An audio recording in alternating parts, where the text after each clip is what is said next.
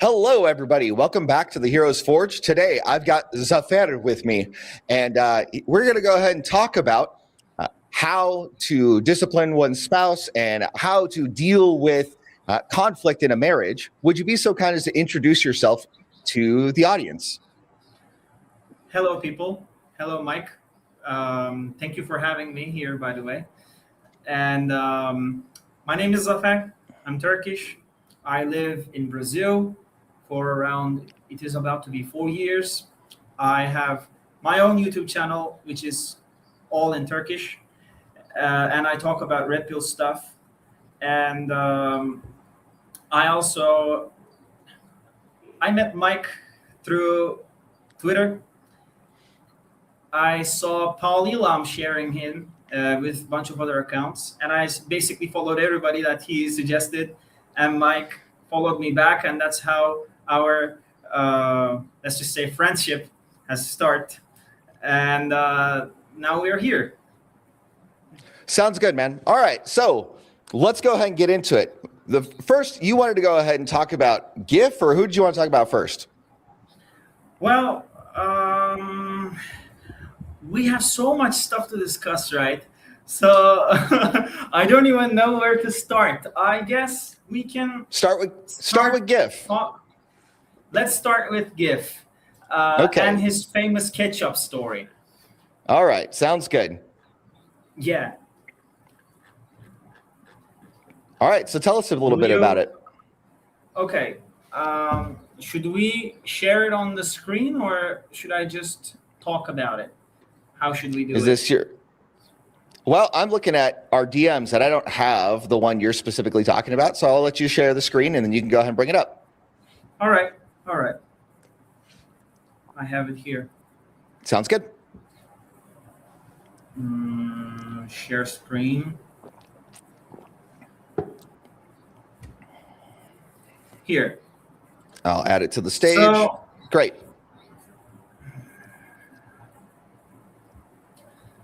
This is GIF last. I don't think the people who are watching this don't know him, and he shared this as a way of holding women accountable. And this story, according to him, is a way of holding women accountable. And the story basically goes in a way. Should I just read it instead of? How about I'll just read it because I'm. Yeah, please. Since it's my primary language. All right. Yeah. So this is GIF Lasta and how men hold women accountable. He says that my client's wife would scream at him for little things. One time when they were sleeping apart, she made up his guest bed with extra sheets and pillows, and he let her know that wasn't needed.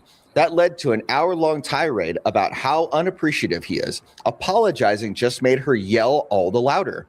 Emotionally, he'd ping-pong from feeling like he deserved it to being angry at the unfairness of it. In my coaching, that's GIFs, I introduced him to the concept of frame. If a man has his own secure standards for himself, her angry words aren't any threat. He lives in his own emotional frame and only takes on board opinions he himself is convinced of. Paradoxically, this confident internal frame frees him up to listen without judgment to someone else's concerns. Now, I don't think you and I have argument about that piece yet. I kind of do, Mike. Well, we'll go ahead and go through the rest, but I don't think I have too much argument for that. Can you scroll down a little bit more? Yeah. Okay, great. It took months of coaching. Okay, up. Sorry. There you go. It took months of coaching, but one evening it clicked. As she screamed at him for not remembering the ketchup when he went to the grocery store, he didn't get upset or apologetic. He said, "Oh, well, I missed it. We'll have to go and do without till I get the chance to go again. If you need it tonight, feel free to run to the store yourself." She stopped in her tracks. Her husband casually standing up to her like this is no big deal, made her feel like it was no big deal. Eventually, she felt safer around him, the more and more attracted to him. He had spent years feeling powerless, a victim to his wife's bad behavior, but all it took was a little spine in the midst of a storm, and she relaxed into him. I think about this often when I hear about guys talking about holding women accountable. With some of them, I would sense an air of nostalgia for the past. They would presume a husband could smack his wife with impunity if she got out of line. but women have always responded with more than just defensiveness against potential abuse. They feel contempt for such men. If he has to resort to force, that means he commands no respect without the threat of force. Men have always held women accountable through frame. Okay, I'll disagree with him there. Every post I make about women has a chorus of "just leave her, bro" from the peanut gallery, and some non-religious guys don't think it's possible to hold frame without threatening divorce. This lacks imagination. You don't have to tear apart your family to set boundaries. You just have to have higher standards for yourself than she does. If you are taking the family somewhere great, then she faces the real threat of getting left behind if she stubbornly opposes your every move. That's interesting, because if he's saying she gets left behind and he's saying not divorce, then he's implying separation probably. Okay, a woman wants to be inspired by her man and excited to come alongside him. You've got all these biological forces of primal motivation on your side. You just need to take up the tools already at your disposal. Hold her accountable, punish her, my brothers. If you know how to lead your family, such thoughts will be far from your mind. She'll already care what you think, respect you, and check herself if she anticipates being out of sync. She'll be so keyed into the family's mission that she'll anticipate what's needed and use her own initiative to strengthen the bond. Men guide women through frame and attention. We'll leave whining and browbeating to the boys. Okay, some of this is good and some of this isn't. So what is your primary contention with it? Oh, I have so much. I don't know where to start. That's like the whole framing is wrong. I have.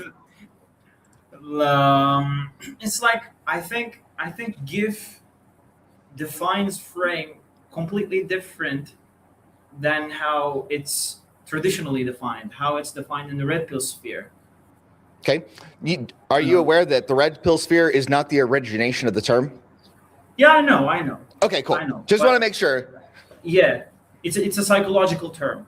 Yes, it's primarily a psychological term. Yeah, but at least in my observation, as someone who has been reading red pill a lot, at least in the sense that how the red pill praxeology defines frame, this isn't it. Okay, define it. Well, the thing is, these animals, I don't know how what their name is in English. They basically have a very long neck, and they You talking about a giraffe? under the sand. No. Oh, these are birds. Ostrich. Yeah. You basically, those animals, when they are afraid, when they are sensing a threat, they are putting their heads under the sand and waiting to be calmed down and waiting for the threat to pass. Well, what GIF is offering here, it seems to me basically the same thing with the same dynamics. She disrespects you and you ignore it. You pretend like it's not a big deal. You pretend like it doesn't hurt you. You pretend like it doesn't show any anger at you, but it does. Why do you need to lie to yourself? It does. It's your wife yelling at you over ketchup. The very fact that she does this is already showing that you are not holding the frame. So there's no need of pretending that you are. But Zafer, in this situation, he didn't have the frame to begin with, and he is establishing frame anew. So that's, I think, a distinction that you need to draw here. But how does he establish frame by ignoring what she did? You don't have to respond emotionally to what she does when she's emotional. Here's the thing. Why do we have to... Hold on. I'm still explaining my piece. Sorry. All right. No, you're good. When she is out of line and he has not been holding frame, he has a responsibility to reestablish frame. And in the situation that he provided, when she yelled at him over the ketchup, he didn't yell at her back. He said, look, it happened. I'm not going to go out and get it right now. You could go out and get it if you want. That's a perfectly reasonable response. That is, you're holding yourself in high regard. Now, you could go ahead and go above and beyond and say something like, I'm not going to tolerate disrespect. But I don't think you have to say that because the subtext is there. Because that you are demonstrating, not explicating in that case, which is another red pill maxim that you, I'm sure, are well aware of. Yeah, but how does he exactly... how did he exactly not tolerated the disrespect. Because it seems to me, when I look at the situation, this is exactly what tolerating disrespect looks like. So how would you do it differently? Well, I don't think in my marriage it would go to this way, because I would respond into things that is even that if before things even get to that, I would respond in a way that is hard. You're adding. The thing is, you're adding to the circumstance. You're not expressing exactly what you would do in that circumstance. Okay. If your marriage was not already on the up and up, right? You have to put yourself in the hypothetical situation of you don't already have a perfect marriage, because clearly this guy didn't, right? All right. So from that point of view, what would you be doing otherwise? Well, I would be silent. I wouldn't say anything. Oh, okay. And I would go and deal with my things. So how would that be addressing the disrespect? Well, by making myself out of her attention. I am ignoring, and I'm not initiating any conversation. I am putting my presence out of the situation. Mm-hmm. And that shows a clear consequence, right? It's something that I do. It's I didn't talk, because talking, responding would mean to what's that word? So let me see if I understand you. So you're saying that you would withdraw your attention to approve, to confirm. No, you would withdraw your attention from her. You wouldn't attend to it because you would be leaving, is what you're saying. Yes. Yeah. Okay. I think that you can handle it both ways and it still be okay. I think the thing is, like, there are a lot of tools available in a man's toolbox, and not every tool is the same for every situation. And I think that the way that this gentleman, who's just now reestablishing frame, that's probably a good starting step for him, is to go ahead and say, hey, I'm not going to go ahead and do that until my next trip. I'm not going to make a special trip for it. If you need it that badly, you can go do it. Right? Because the thing is, you're not approving of the anger. You're not responding with anger, because that just goes ahead and gets things spiraling out of control. And then you could withdraw your attention from there. But the thing is, you're setting a line in the sand in that case. So I think that both approaches can work. Well, I think the biggest difference is by completely ignoring her, I am showing her with my behavior that what she's doing is not right. But responding to her is not exactly doing the same thing. So I think there's a fundamental difference in there. Sure, but you're assuming the power to go ahead and withdraw indefinitely. Not indefinitely, but in a way that is clear, that she sees and understands. So if you never talk about it and she gets mad at you again, you just walk away again, right? Well, there's going to be a talk, of course, but not in that immediate moment. Why would there be a talk? Why would there be a talk? Because she's going to talk. She's going to talk, man. Of course. And then when she talks, she's going to go ahead and get heated because you're not changing the pattern of behavior other than you withdrawing your attention. Right? Well, then what I would do is this. Now, remember to frame yourself in his position, right? Not a position of already having a perfect marriage. I don't think I have a perfect marriage. Right. But the thing is, you understand what I'm saying, though, right? Is you already have your marriage more or less like in key, just like I more or less have my marriage in key. So this is not a problem that either of us are dealing with right now in our marriages.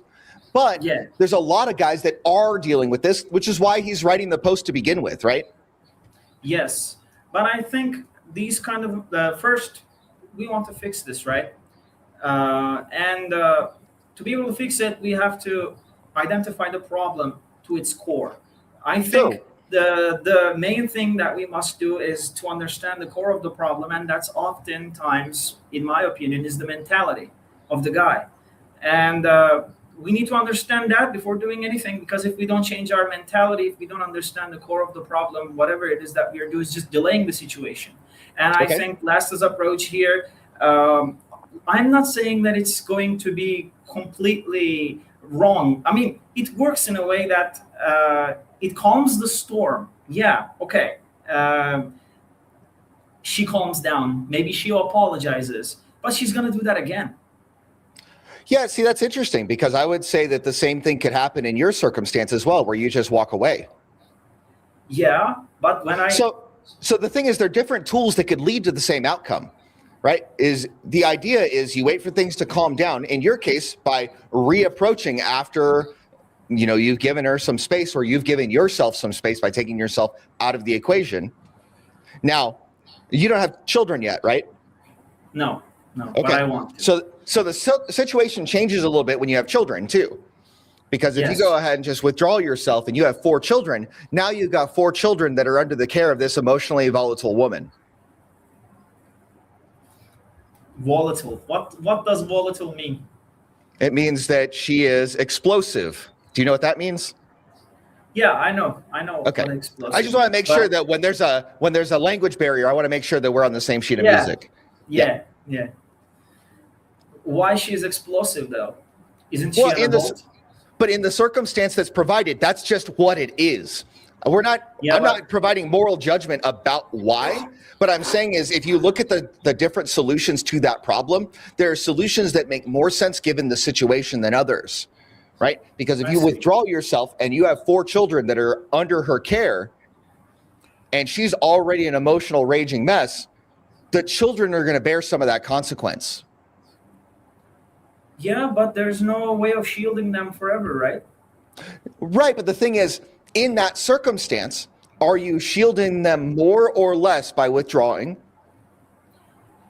Well, I have to admit that the way that I respond, the way that I sent you an article that I wrote about something that I have experienced, and it's basically what I did. But I have to admit that the way that I handled that situation is because there's a factor that I have I don't have a kid yet. Yeah, I agree. This gives me a bit more freedom in the way that I operate. There are tons more freedoms when you don't have children involved and other elevated levels of responsibility. And I don't defend the idea that you have to withdraw yourself every time, or this is the only thing that you should do, or basically going away. But there could be other ways of handling the situation, and it's difficult for me to give a prescription for every single situation, because you have to evaluate your situation, your dynamics. So it's really hard. I completely agree. I agree with what you just said. And it's for that reason that I don't judge this situation and the prescription provided that harshly, because it isn't a prescription that he provided. It is a retelling of the story as it was. So it's not like he's telling him, these are the things. He's telling, or his client told GIF, this is what happened and this was the result. Do you see where that's a little bit different? Yeah. And so I don't judge that situation that harshly, but I see your perspective that you say, that seems like you're not addressing the root cause. But in a way you are, because you're drawing a line in the sand. Now, yours is also not addressing the root cause. You are drawing a line in the sand. The effect of it is the same, and you still have to go back and actually address root causes, regardless of what path you choose, right? Yeah. Yeah, because that's just the fundamental thing, is during the storm, arguing with her is not going to solve the problem. Are we in agreement with that? Yes. Because she's not in a headspace to actually think clearly. Yes. And if we're honest, most guys are also not in a space to be thinking clearly when they're being like yelled at and approached like this. Because most guys don't have that unassailable frame that takes years and years of experience to come up with. Yeah,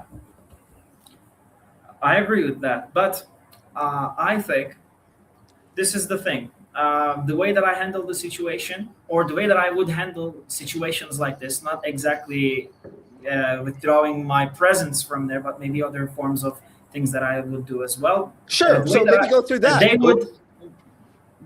The things that I would do usually would be labeled as being reactive. And husbands being reactive is usually labeled as a bad thing. This is where we are coming, because The main difference is that my approach is a little bit more reactive than Lester's. I am Sure. showing my emotions. I am showing the way that I feel. I am showing my disappointments. I'm showing my anger. I am doing it in a controlled manner. I'm not yelling at her. I'm not trying to hit her, but I don't hide it. I don't try to force myself into a calmness that I don't actually feel. I acknowledge how I'm feeling, and I'm clearly showing it. She knows it in my face, in my behavior, but I don't also led by it. I'm not led by it, but I live it. Mm-hmm. And there's a bit of reactiveness in that. I think that's necessary. Being reactive, I don't think that it's inherently a bad thing, and it's often essential. And labeling it as a flaw, which is a lot of, oftentimes that's what happens. Labeling it as a flaw can result as you suppressing your instincts. And I think that's more of a fundamental problem, a bigger problem. And I think this is the real problem why guys are being disrespected in the first place. What's not normal is being instinctive, shutting your brain off, and let your emotions take over you. That's not normal. But being reactive doesn't necessarily have to be that way. The alternative of that should not be. But do you do that in the moment? Is the question. Yeah. Okay. See, now, how long have you been married now? 4 years. 4 years. Okay, cool. Yeah. So can you give an example from your marriage as to how you would express that reactivity? Because most men have a hard time expressing reactivity with boundaries in terms of like, they're not yelling, they're not going to go ahead and escalate. Yes. What I would do when I start feeling in a particular manner, I don't try to hide it. I don't try to suppress it. And I immediately show it. I don't, because I think suppressing it would result as resentment. And that's something that shouldn't be done. So I live it. I'm being true to myself by living it. But for example, she makes me angry. I look at her eyes directly in a serious face. She understands. And that's it. Sometimes even that's enough. Mm-hmm. Now, do you think that that's contextual? Yeah. Okay, so I'm under the impression that your wife is a little bit more submissive than the average Western woman. Well, I mean, I'm not so sure about that. Is she a firecracker? Okay, but you understand that the context of most men are operating in, the women are not particularly submissive until the guy becomes the proper dominant leader. I would disagree with that by saying that Go for it. submission is a choice where even if you are the perfect leader, she could still choose not to submit you. And that's only her problem. Sure. But the point that I'm getting at is most of them are not choosing submission. Yes. That's what I'm getting at. Yes. And they so don't. the glance, and I would like to add to that. Go for it. Even if the guy is a perfect leader, they may still not want to choose to submit.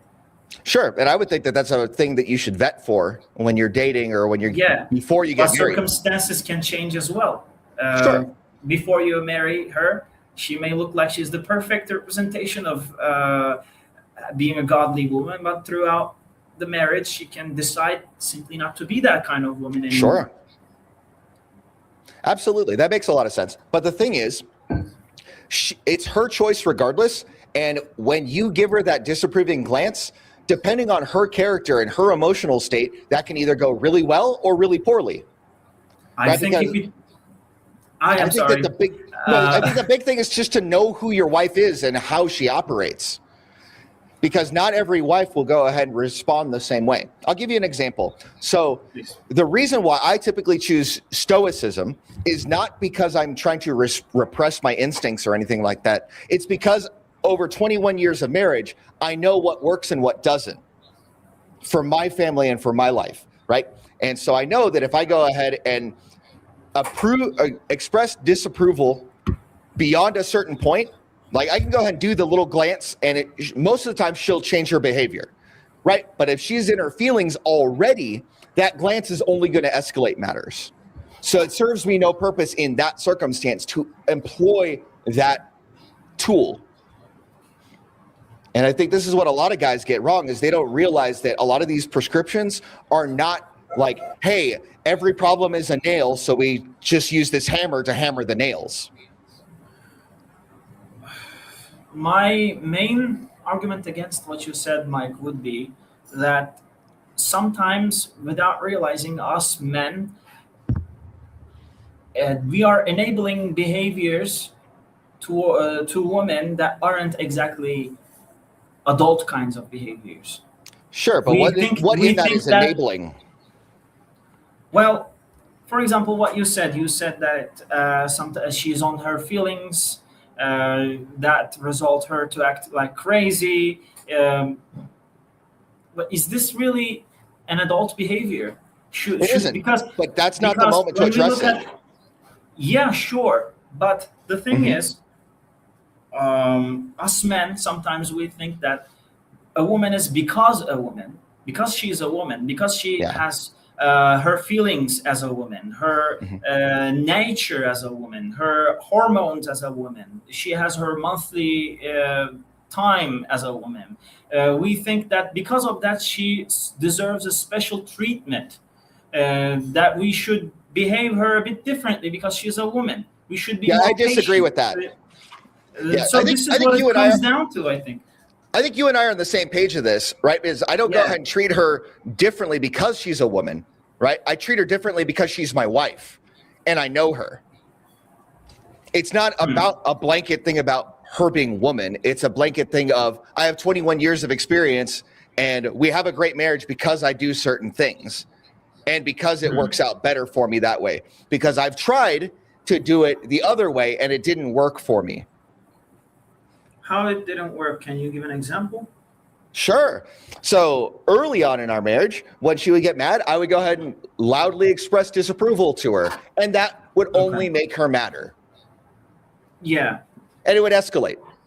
It's really easy, a real easy input thing where she takes whatever I give her and reflects it back to me twice as big But in can her I ask? emotional state. I see. Can I ask that maybe the problem of those times is not really that you expressed your disapproval, but the way that you expressed it was the problem? No, I mean, maybe, but the thing is, it's just a matter of degree. You're making an argument of degree, not an argument of statement of fact. So can you go ahead and explore your side a little bit more on that one? Well, she did something to anger you, right? And then you start, in your words, being loudly disapproving what you said? No, Yeah. I said disapproval regardless of how loud. Yeah.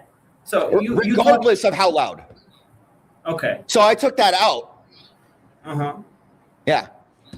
And then the louder it was, the worse it was. Yeah. I agree with that. I think we should be controlled. We shouldn't go rage. But rage does not help us almost in any circumstance unless there's like bodily harm or life at risk. I think those are things where it makes sense to go ahead and be really domineering for the sake of protecting the family. Yes. But what I'm often observing is some guys are really afraid of doing that in a way that they go completely opposite of the equation. Yeah, I agree with you. You know what I mean? I think that most of the there's a healthy balance. Would you agree with that? So, absolutely. And the thing is, I think that the church goes ahead and teaches men the wrong way to resolve these conflicts. And they teach men to go ahead and be servant leaders by serving her feelings more than anything else. And I think you and I agree on that. But the thing is, there's just things that work and things that don't work as much. So, yeah.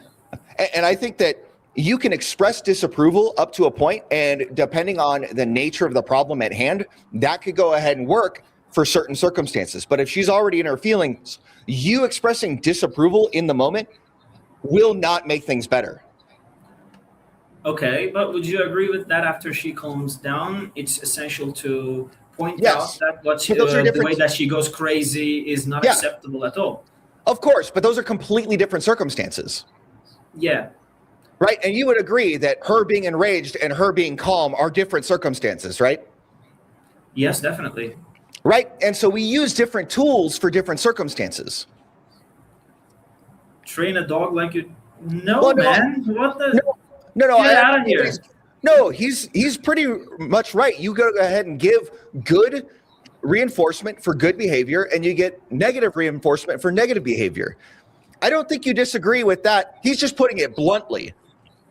Yeah, but the making I don't know, using the word dog, I think it's not really cool.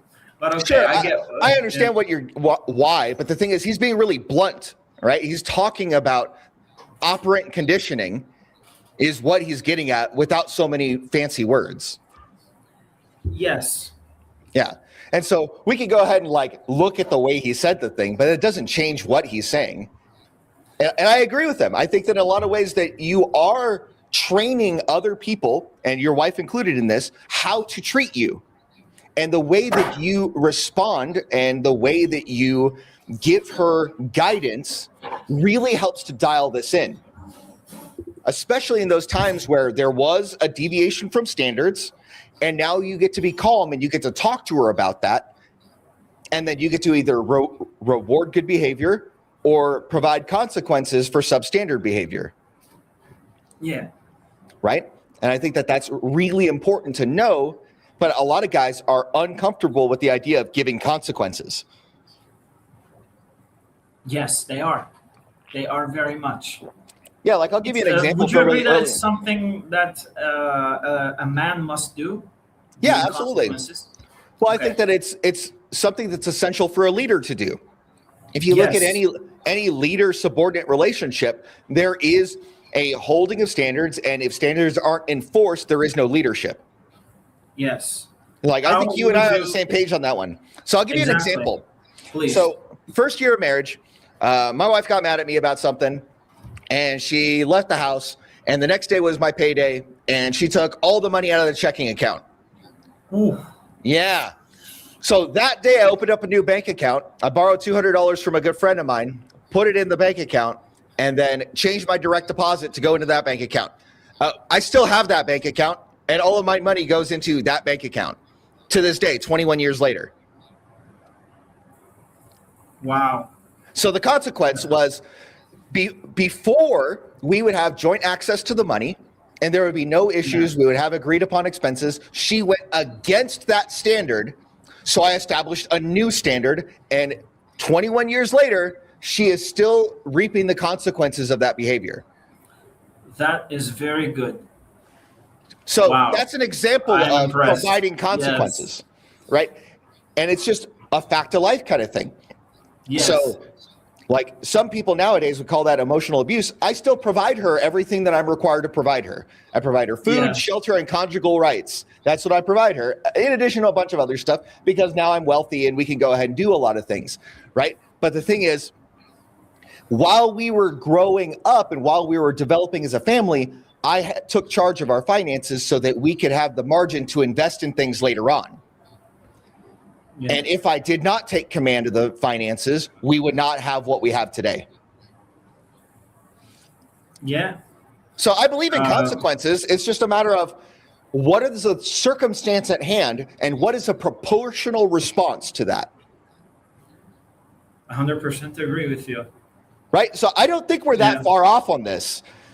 I also don't think we are very far off from anything. In fact, we have so many agreements, and then that makes the disagreements very little and even unimportant. So let's go ahead and keep going through this. What else do you have beef with him about? Because there are places that I have beef with him in this thing, but I'm curious about your perspective. Well, I think my main beef, I have said it.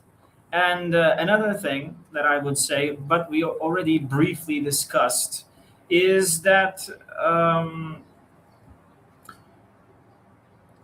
trying to force a form of calmness into yourself when you shouldn't. Why do you think that's wrong? Well, because you're using the word shouldn't, because the word shouldn't implies an ought. So why ought we not do that? Well, because of what we have spoken earlier about being reactive.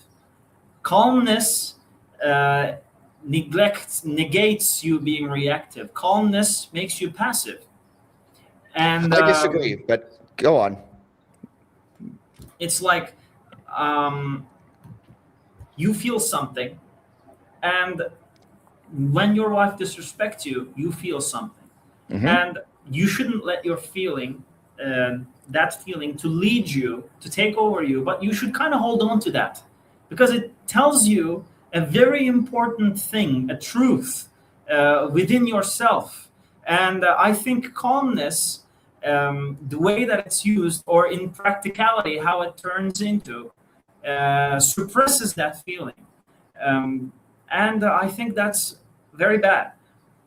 You need to know why you're angry. And you need to use that anger, forge it into something useful, and something that will change your circumstances. Maybe put necessary boundaries that you need to do. And the thing is, oftentimes there is a hidden fear of guys. They are afraid that if they start to do what's necessary, their marriage is going to end. And maybe that's precisely what's going to happen. But the alternative of that is what? Living in constant hell?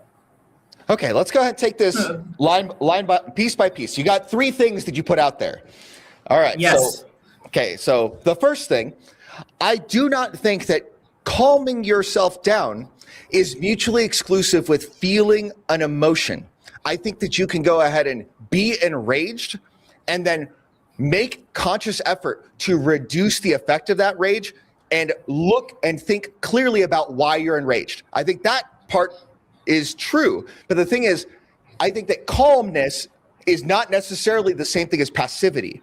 I think that calmness is an intentional effort to get yourself into a state of mind where you can more clearly think of and articulate your thoughts about a thing. Because I find that when I am feeling rage, I am less articulate, I am less clear-thoughted than I would be if I were calm and still feeling the anger. Those are 2 different things. Now, the next thing that you brought up, the idea of your feelings are telling you truth. I actually really agree with that, because I find, I talk about this about jealousy. So you're a Christian, I'm a Christian. We know that our God is a jealous God, right? Yeah. What does the word jealous mean? For you to be jealous means that you desire something that is yours. That is different from envy. Envy is to desire that which does not belong to you. Yeah. So jealousy, when we feel this in regard to our relationships, jealousy tells us that there is a boundary that has been crossed that we did not know existed yet, or that we haven't articulated clearly. Most of the time, that's the case, right? When you feel jealous, some line has been crossed. And so a lot of times we need to take the time to think, just like you were saying, think about what was that line that was crossed and how do I articulate it so that I can set a standard in the relationship. Yeah, I agree. Yeah, I think that where you're at is very close to where I'm at. It's just that I think that if I embrace the feeling too much for my personal circumstances, that doesn't work well for me. I agree. Right? But that may work really well for you. I don't know your emotional state and how that works when you're in the moment. Yeah. But the thing is, us guys, we are men. We have a different brain. We have a different hormonal system. Sure. We are, and the society that we live in today is not pro-man. It teaches us and conditions us to be like a woman, to feel like a woman, to act like a woman, to talk like a woman, to think like a woman, and suppress everything that comes from us being men. Well, hold on. I agree to a point. So when you say suppress, what specifically are you believing that they have you suppress? Well, We might get somewhere that's what here. I was coming. That's what I was coming down to. Us Okay. guys, our endocrinological system is that we feel anger in a way that women can never experience, because we have testosterone that is 17, 18 times more than women. That makes us feel certain emotions that they are not capable of feeling. And anger is one of them. But anger is a very dangerous feeling. Sometimes anger, if not unchecked, it's like fire. How is fire? You use it, it's the beginning of society, right? Because of fire, we have all the civilization. But unchecked fire can create, can destroy Destruction. things. Yep. Destruction, exactly. So, but I think the feminized society decided to follow the way of basically get rid of that danger instead of teaching men to control it. So Yeah, I disagree. I think How? that because men and women, I don't think that they don't feel the same emotions. I just think that it is expressed differently. So for men, we have the power of force. If you and I are face to face and we get into a disagreement that gets heated enough, we might go to blows. That's not usually a thing that happens between women. So force is our primary domain of power and destruction, whereas women's primary form of power and destruction is soft power. They go ahead and do reputation destruction, insults, guilting, shame, things of that nature. So Yes. they can be extremely angry, but because they lack physicality to embrace force like we do, they express anger differently. I agree with that. I agree. I didn't mean to say that women can't be extremely angry. I mean to say that they can't be angry near enough that a man can.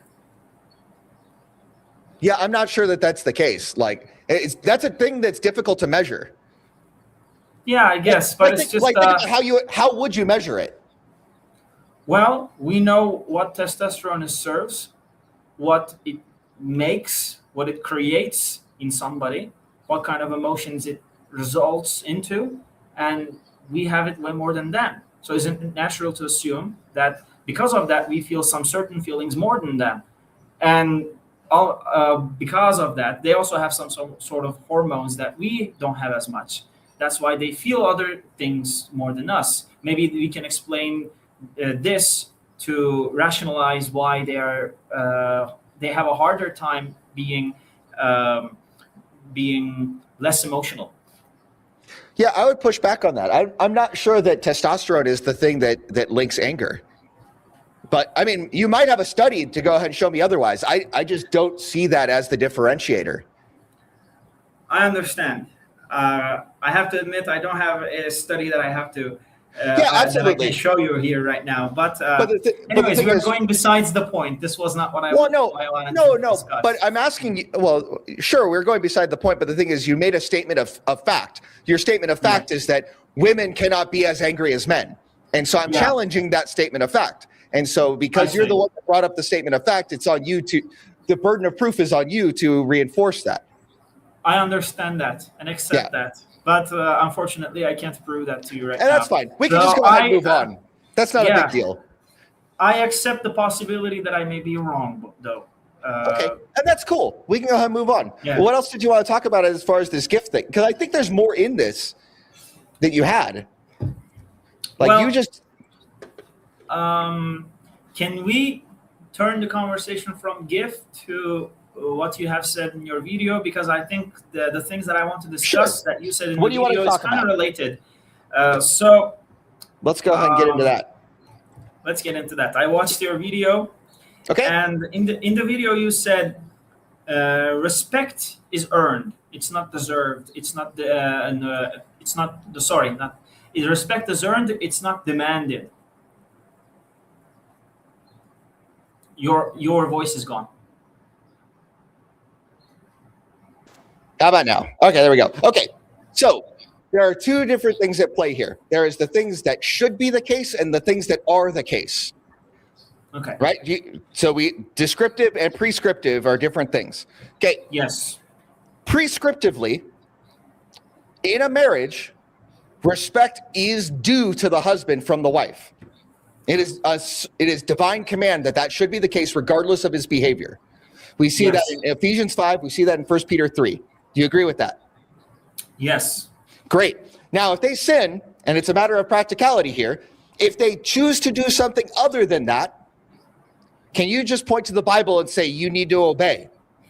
Does that actually change the behavior? It may or it may not. Right. But the thing is, practically, that is not a solve for that. Now, in the workplace, you've worked a regular job before, right? Yes, I did. Okay. Have you had good bosses and bad bosses? Yeah. Yes, of course. So what was the difference between the good bosses and the bad bosses? Well, the bad bosses were not really bad, but they were just very demanding. And that sounds like demanding respect. Yeah. That sounds like but demanding. I don't blame them for it. Uh-huh. That's their job. They should do that. And I deserved the correction. Right, but you call them the bad boss. Not really. I mean, I myself don't call them, but in terms of, for the sake of categorization, yes. But and what about the good boss? Of course. Okay, I see where you're coming at. Right? Because you respected them differently based on their conduct. That's how I see it. Okay, so I was in the military. I served in the Air Force for a while, and I've had great bosses and I've had terrible bosses. So the great bosses had high standards and had demands of high performance from me. And because of the way that he acted and the way that I saw him work hard and do the things and work in concert with his demands, I respected him more. And I was willing to give more to be a better soldier for him. And I had bad bosses that were demanding respect, but they did not act in concert with that level of respect that he was demanding. I see. Right? And so, right, wrong, or indifferent, I owed both of them respect due to their position, which I think this is your primary concern is respect should primarily be positional, but I think that it is both. It is both positional and performative. And so both of them were squadron commanders, so they had the same position, but because of their conduct, the way that they treated themselves and they treated their subordinates and the way that they conducted themselves across their entirety of their command, one was more respectable in my eyes and one was less respectable in my eyes. I guess I never thought of it that way. I thought I just saw the position and that's it. I need to respect. Right. I just but you could go ahead and perform. You could perform in both cases to the standard, right? You could go ahead and say, oh, here's the standard. This person, I don't like him, but I respect his position. I'm going to do my job and I'm going to do exactly what is asked of me. You can do that for both. Hold up. Let me go ahead and finish up, and then I'll give you the mic. So you could do that for both of them. But for the better leader, I went above and beyond because I wanted to, not because I had to. I see. And then I'll pass it to you. What do you think? Here's the thing. In terms of who's the good boss or who's the bad boss, I myself may have some opinions about what makes them good or what makes them bad, but the good one may not be as good as I think, and the bad one may not be as bad as I think, because my perspective on who's under what circumstances and under what categories they are good or bad is subjective. It's from what I've seen, but I don't see the full picture. Maybe they, because there are times, and I'm thinking of strictly on business relations, by the way. Sure. I think this is a good place to frame the conversation first, because I think most men have had this experience where they've had a good boss and a bad boss. Yes. In business relations, when I coded in my head a guy is bad, it's usually because the way that he is behaving, He's sometimes behaving rude. He is sometimes yelling. He is sometimes not understanding. He is, all these things. And that makes me feel bad. And that feeling make me categorize him as a bad boss. But when I think of it, if I get out of my feelings and look at the situation in an objective sense, the guy is not really bad. In fact, I see him as a very necessary and detrimental part of that business environment. Without him, everything would collapse. Because the good boss, yes, he was good, but his goodness wasn't enough for people to be disciplined. He needed that guy to be bad, to force, to demand, to be rude if it's necessary. And because of that guy, things worked. I'm not saying that the good boss and his goodness didn't help for anything, but it wasn't in and of itself enough. I think the bad guy was necessary for that. And I understand that now. I think you're setting up a false dichotomy, though, because you could go ahead and be a good boss. I think you could be a good boss and still enforce standards, and you could be a bad boss and still enforce standards. Standards are enforced. The way that you do that would look different depending on how you conduct yourself and how you comport yourself, right? So I don't think that by definition, to be a good boss, you don't discipline people. I think that's the false dichotomy. I think you're making a comparison that is not equal, and you're unfairly providing one set of circumstances to one guy and a detrimental set of circumstances to another hypothetical guy. I understand what you're saying, but what I meant was, of course, the good boss disciplines people, but sometimes some people need a different approach, and the way that he disciplines may not be enough. For example, I had a habit of looking at my phone. I worked as a garçon, as a waiter, in a place that is very filled with people. I have to be constant, on guard on everything, and my time and energy is essential. I have to be there all the time, and I have to stay still. I cannot put my back onto a wall, and I have to be there like a soldier. And sometimes when there's not a rush, I take my phone, play, and do things that I shouldn't, right? Because I'm bored, because for some reason. And the good boss tries to discipline me, and he does this above and beyond, but I don't understand. The bad boss comes, and he talks with me in a way that I understand, because there's no way not to understand. Then I have to do what I have to do. I still think you're because the bad boss goes into a direction that the good boss is not willing to go. I think you're still giving a false dichotomy. I think you're still unfairly characterizing on both sides, because here's the way that I would look at it is a good boss knows what he needs to do for his people to get the result that he wants.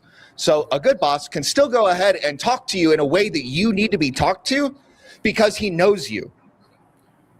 But would that and then he could talk to somebody else a different way because they need it a different way.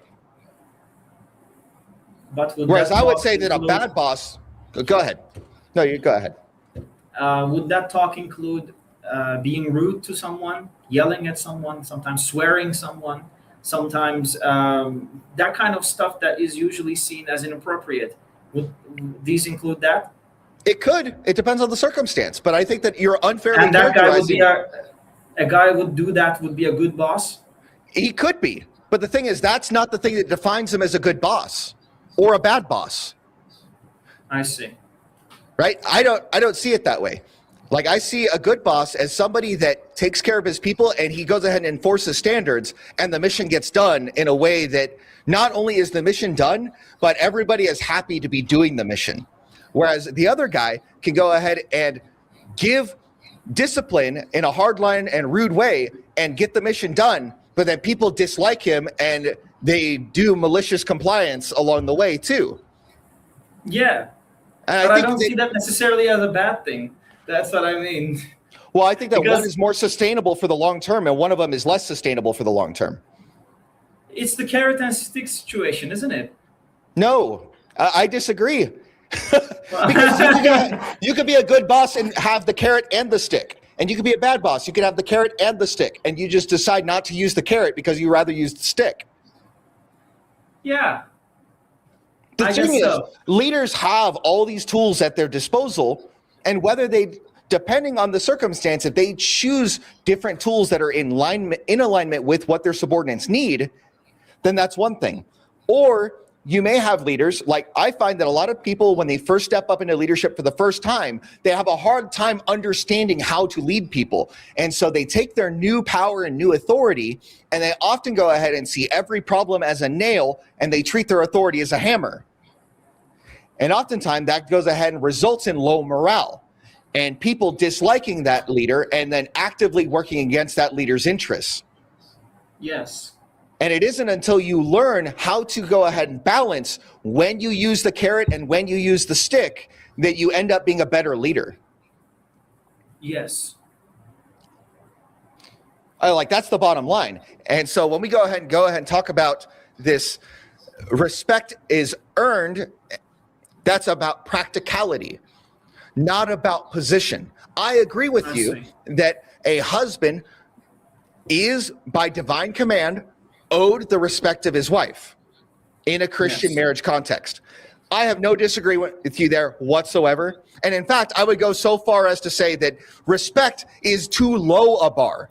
I think that the bar is actually much higher. The bar is actually reverence, not just respect. All right.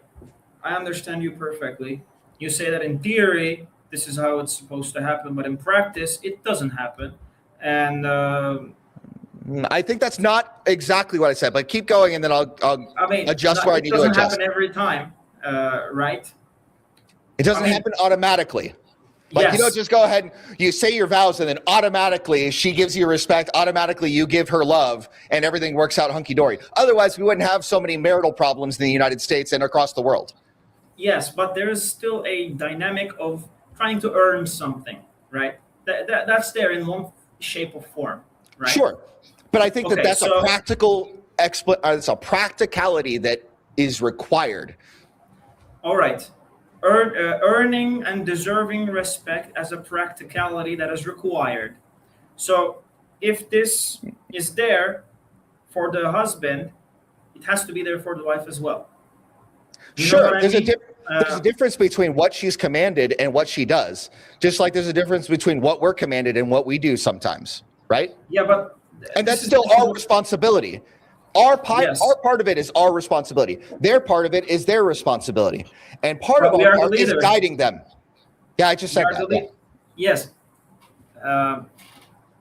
Can we just say that my part is mine, her part is hers, and just leave it at that? Because isn't, as leaders, it's in our job description that when she is not holding her part of the bargain, it's our job to tell her that, deal with that, do something about that, right? I agree. But the thing is, how do you do that? The how is what matters right here, not the what. The what we agree on. All right. So this is what I mean. If respect is supposed to be earned, because respect is demanded from wife to the husband, then our love and sacrifice and everything we provide is also supposed to be earned. And it's conditional. Yes. A disrespectful wife doesn't really earn that, does she? Correct. And part of our corrective behavior is to withdraw that affection, time, and all that. Yeah. All right. So I think we're on the same sheet of music on this. Exactly. You talk about withdrawal, which is I think the most important and essential part, but you don't really talk about that in the video. And I think I talk about it in the next video. So I have another video that's coming up where the whole video is about how to rebuke your wife. Okay, you shared that? Not yet. I recorded it on Friday. When it comes, I'll send it to you. All right. So basically what I end up doing is I go ahead and express how, like, if you look at the adulterous woman that the Pharisees want to stone, Jesus goes out and addresses her sin, but she is humble and she already knows she's in the wrong and she is conforming to his will. and he says, go and sin no more, because that's all she needs. She's already humble, right? Yes. But then when you look at the churches in Revelation 2 and 3, he treats them very differently because they are not humble. They are not in subjection. So he goes ahead and tells them where they've done good, tells them where they've done bad, tells them where they need to change, tells them if they change, this is the good thing that'll happen. If you don't change, this is the bad thing that'll happen. Is that an ultimatum? It's not an ultimatum. It's setting a standard. She gets to choose. All right. So in the same way that we can go and pull it up. Then we as husband can say, if you do this, this is going to happen. If you don't do this, this is going to happen. And yeah, that's totally reasonable. If we talk about that, a lot of people would frame that as giving ultimatums. Sure, they could frame it that way, but that's not what it is. Yeah. They have the freedom of choice in the matter. And the thing is, like, it's going to be, hopefully, if we're doing things right, it's going to be a matter of proportionality, right? You're not going to just threaten divorce over everything. Like, yes, you and I think that we're on the same sheet of music, that there are very limited circumstances where divorce is on the table. Would you agree with that? Yes, I think, I mean, it's a very hard decision, and you shouldn't take it lightly. And right, but you get to decide what your circumstances are, provided that they're backed up in scripture. Like, I'll give you an example from my marriage. I told my wife that in no uncertain terms, if she were to cheat on me, I would divorce her. Point blank, stop. No ifs, ands, or buts. Do not pass go. Do not collect $200. Immediate. Yes. Right? So that's supported by scripture. And I let her know that that was the thing. And I would stand up for it because that is the right thing for me to do. And that is my standard that I'm holding. And so she knows that based on the fact that I'm a man of my word and I always do the things that I say I'm going to do, if she does this, she knows that I'm going to follow through with what I do. I tell my children, I don't make threats, I make promises. And I always keep my word. So that's true. How many kids do you have? I have 4 children. Oh, that's nice. Yeah. I would love to have 4 children. Buddy, well, get to it. Get to it. You know what makes babies, right? I do. All right. So let's go ahead and read through. I'm going to read through Revelation 2 and give you an example of how Jesus goes ahead and rebukes his church, his wife, right? Can you, after you do that, can we give like a 2-minute break?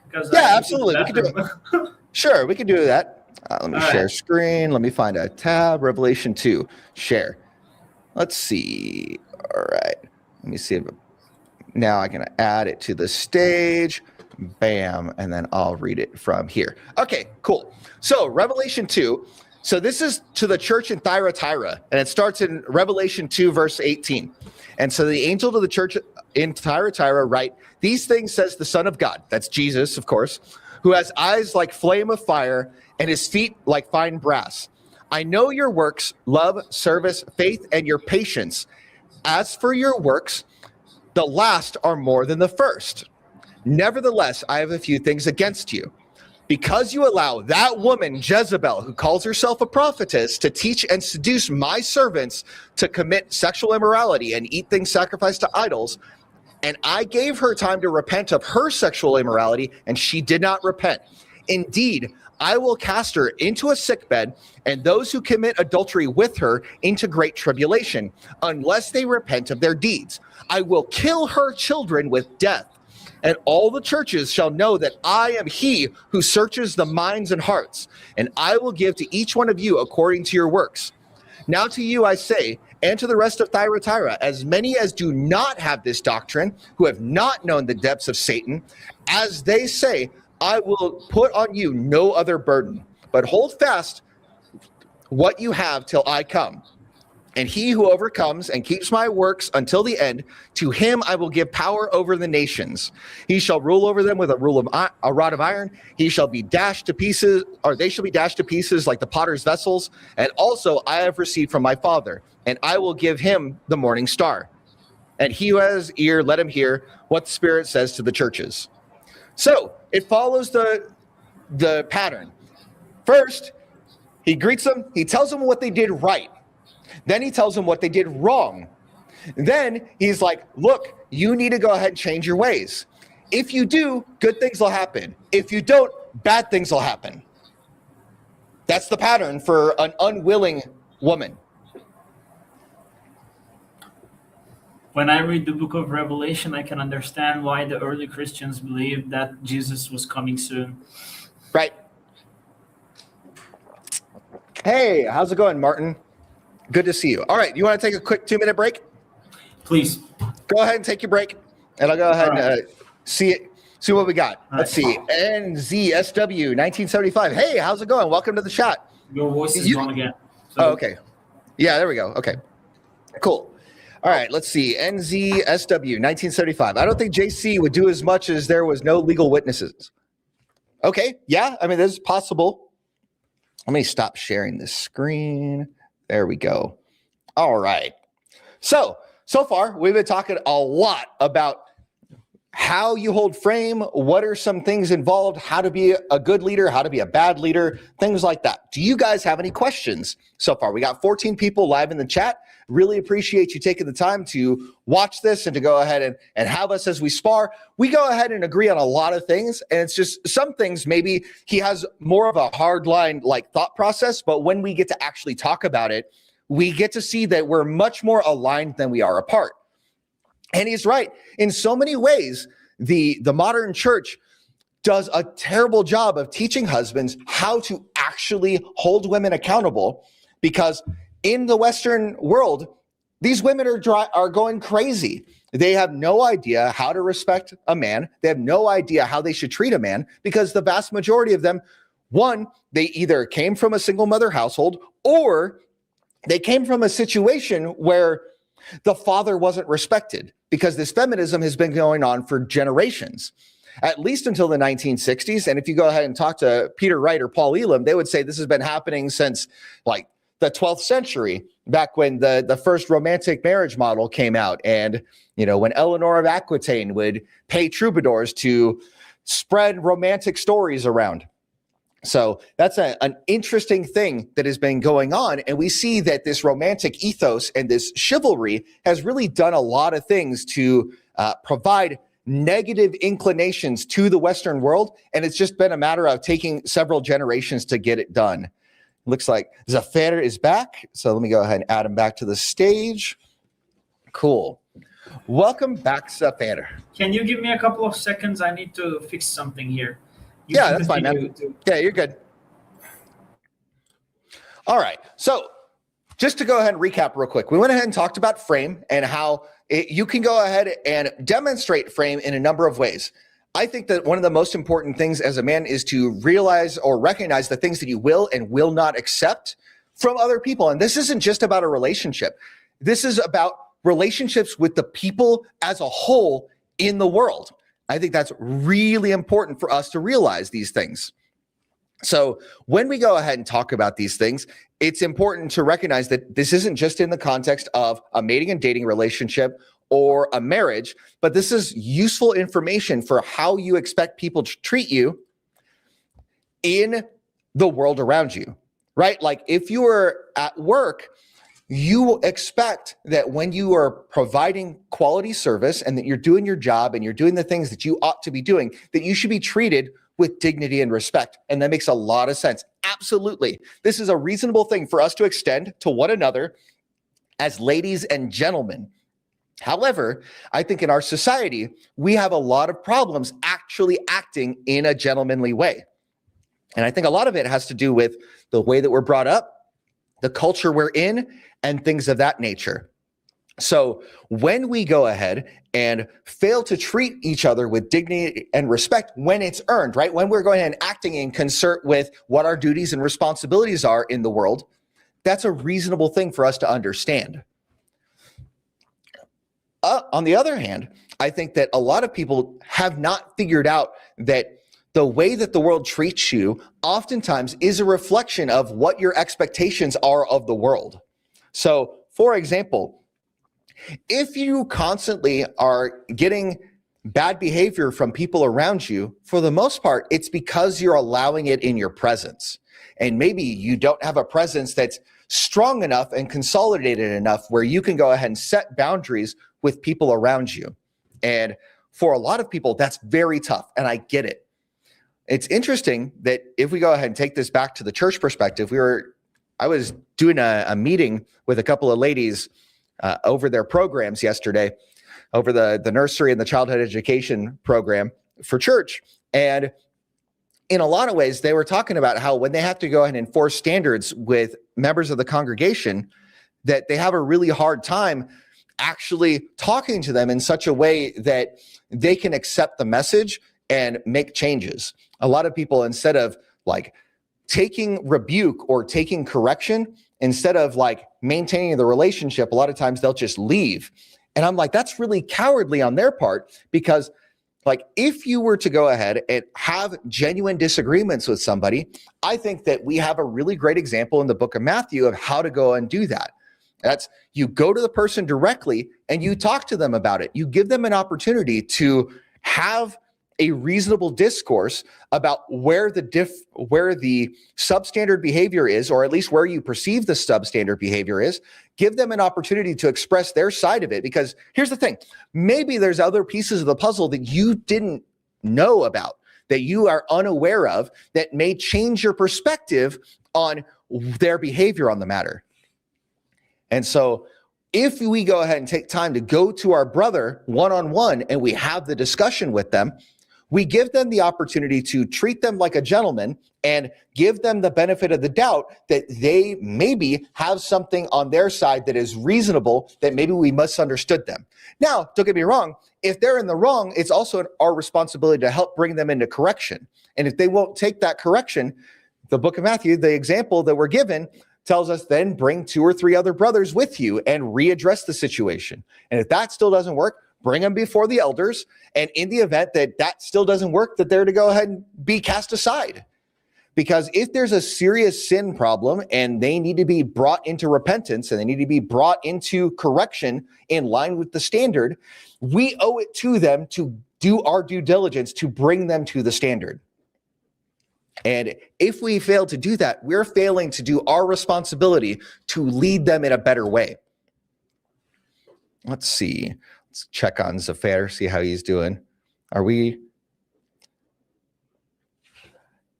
All right, you there yet? Can't hear you. Okay, cool. So there's that. We're going to go ahead and give him some time to work on his microphone. All right, so other things that we talked about. So we talked about maintaining frame, and we talked about how there's a difference between a good boss and a bad boss. And we can go ahead and say that positionally, we deserve authority, we deserve respect, we deserve all these things. But if we're acting out of concert with the things that we should be doing, it makes sense if we are not treated with respect, if we're not respectable. Now, I'm not saying that that's how it should be. I'm saying that that is a matter of practicality. And we have all had experiences in our lives where we've had good bosses and bad bosses. And just like Martin says, yeah, true, iron sharpening iron. Yeah, iron sharpening iron is one of the most important things that we should be doing for our brothers and sisters in Christ. And I think that that's one of the most important reasons why it's important to develop brotherhood. Specifically, I've got a video coming out about that. I've got other videos where I discussed brotherhood. In fact, shoot, I'll go ahead and link one in the chat just in case someone is interested. Playlists.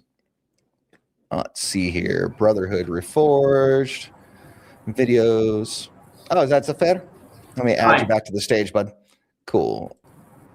There you go. Can you hear me now? Yeah, I can hear you now. Cool. I was just recapping a lot of our conversation. I'm going to go ahead and link a video in the chat for people about brotherhood. And then we can go ahead and get back to the conversation. I was just reading. One second. Let me go ahead and get this. I was just reading about Jehoiada being buried in the city of David regarding his influence over Joash. Okay, cool.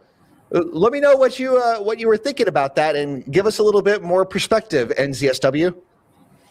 And then go ahead, Zafer. What do we got? So in the video, you said a wife wants a leader, not another child to manage. She's looking for a Yes. man who can be decisive. Yes. So I think we I need to agree talk with about this. that because, I mean, I partially agree, but I think there's a side on the guy that we need to discuss here because. Okay. Well, let me see if you understand what I this said correctly.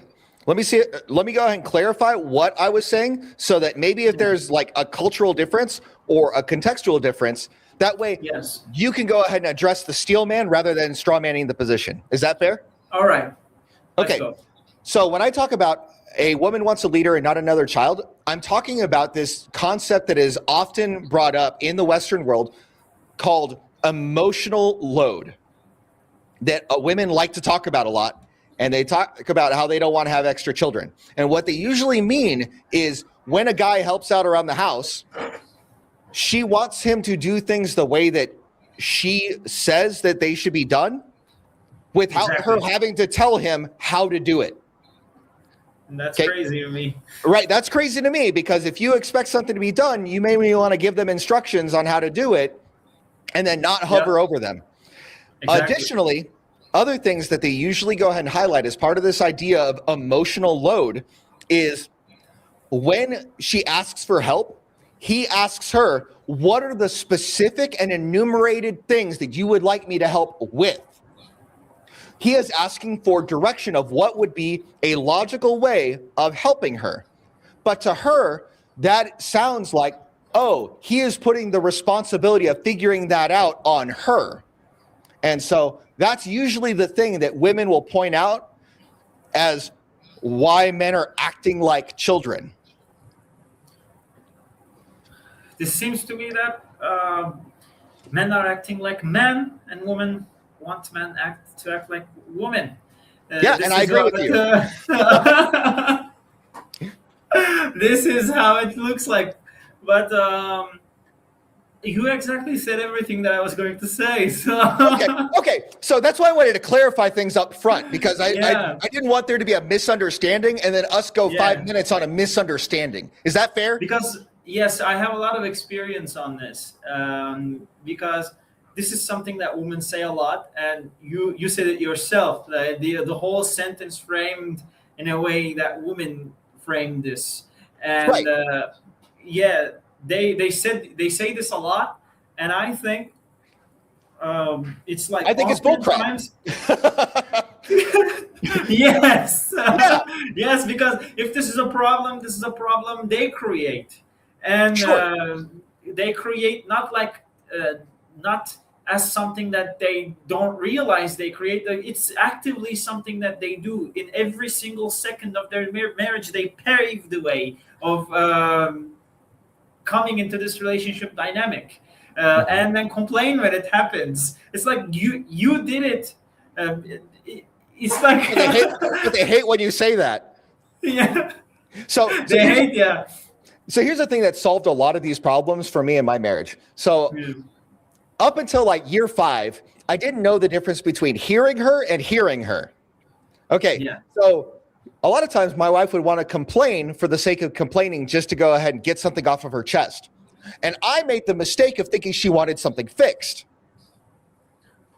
I have a problem with that kind of thinking either. Right. So I would go ahead and like later on in the marriage, I would start asking her, do you want me to just listen or would you like me to do something about this? And so for the most part, that would solve so many problems because the thing is, if she would let me, I just asked her a simple question and I didn't care what the response was. It could be, I just want you to listen, or it could be, I need help fixing something. In either of those circumstances, I was perfectly content. But what I didn't want to have happen is for her to talk at me for 15 minutes and not know what I'm supposed to do with the information. Yeah. Right? Because a lot of times they tell stories because the story is they're taking us on an emotional journey. And that's not how we think usually. Usually we think of objectives. What are we seeking to do? What is the problem to solve? Right? What is the thing? But to them, it isn't that. It is the story itself is the problem. Yes, and that is tiring sometimes. It is. Don't get me wrong. I love listening to my wife, and but there are some times that I just want to be in silence. You know what I mean? Sometimes you argue, but 100%. after the argument, there is silence, and you get enjoy that silence. Yeah, you know. Absolutely. I get it. And it's really funny because so just like you expressed, there's sometimes that you just want silence. We've gotten to the point in our marriage where when she brings something up, if I'm in the point where I just need silence for my peace of mind because I've been handling stuff with the businesses and all of that throughout the day, and I've been like really putting in the hours to make things happen, I would just say, hey, babe, I want to listen to you, but I want to give you my attention fully. And I can't do that right now. Can this wait 10 or 15 minutes? Most of the time, it can wait 10 or 15 minutes and she's not going to have a problem with it. And that gives me the time to have my space and to let her know that I want for both of us to be happy in this, but I can't give her what she wants right this second. And she's grown to trust that I will make good on my word, because I always do, that she has no reason to distrust that that'll happen. So in 10 or 15 minutes, I'll go ahead and be like, hey, did you want to talk about that thing now? And sometimes she doesn't even want to talk about that thing because she figured it out. Yeah. And then other times, yeah, we talk about it and I ask her the same question. Do you want me to listen or do you want me to fix something? That way I know how to listen. Yes. So does that make sense? It makes perfect sense. Yeah.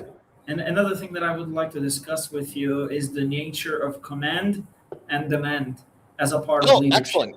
Cool. So what do you want to discuss on that?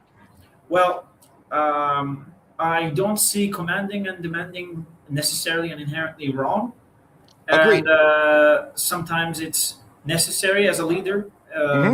Because if you can't demand and command, then you're not a leader. It's the part of a job. You have to do it I mean, you would argue, we can argue how you should do it, but there has to be, you should do it. Without the ability to set direction decisively and hold people accountable, you are a coordinator, facilitator, or influencer at best, not a leader.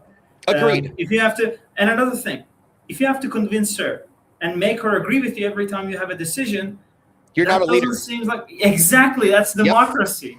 If your decisions has to go through in her lenses of what is acceptable, what makes sense, and if she disagrees, you can't execute, then it's not really you who is leading. I agree. Right? She ends up leading because she uses the power of veto and like emotional sabotage. Exactly. Right? Yep. If every single one of your decisions has to be approved by her, and if it's not approved by her, it cannot be executed, then she's the leader. You are a manager under her contract, under her employment. This is the thing. I think what I've seen, a lot of women don't want a leader. They want a manager. I can hire a manager for my business to manage my things, the kind of responsibilities that I don't want to deal with, but she's not going to be my leader. The manager is not going to be my leader because he's on my payroll. He does what I tell him to do. And I think that's what a lot of women does. And especially because when you are talking about what a man must do in the video, that how to deserve to get the respect back, these are the points you said. Become a man of your word, take initiative, have your own life and goals, and learn to lead through conflict. These are 4 points that you have said in the video. Yep. And I think these are a manager can have them too, but not necessarily be a leader. You know, I don't think you could do the fourth one as a manager. How? So lead through yes, conflict. You can't. Sorry. Yeah, you can't. Yeah.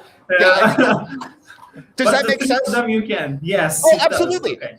But the thing is, like, a manager is a lower level leader.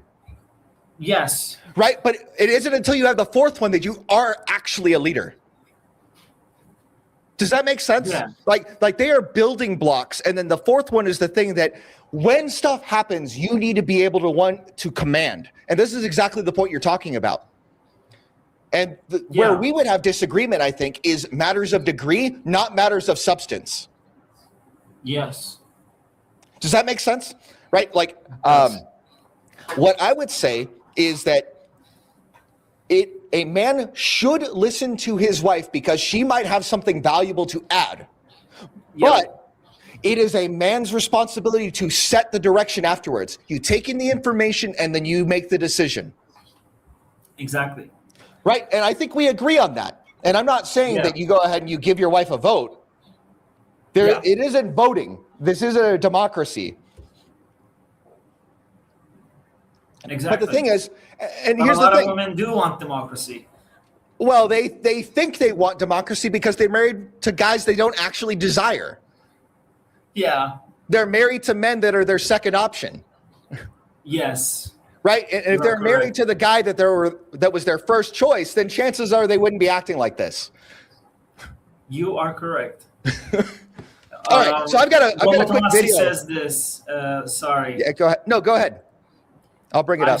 I've seen Rollo saying this, and I saved it. He says leadership implies subordinations. Leadership implies authority. Leadership implies a hierarchy. Leadership implies exercisable power. Leadership implies compliance from followers. If you cannot accept these basics, you don't want a leader, you want a puppet. I think this is where we come down to. All right. Lead me when I'm in the mood to be led. All right. Have you seen this before? This is from The Office. No, I haven't. I haven't actually watched Office, but okay, cool. So let's go and watch it. Let me know if the volume is on.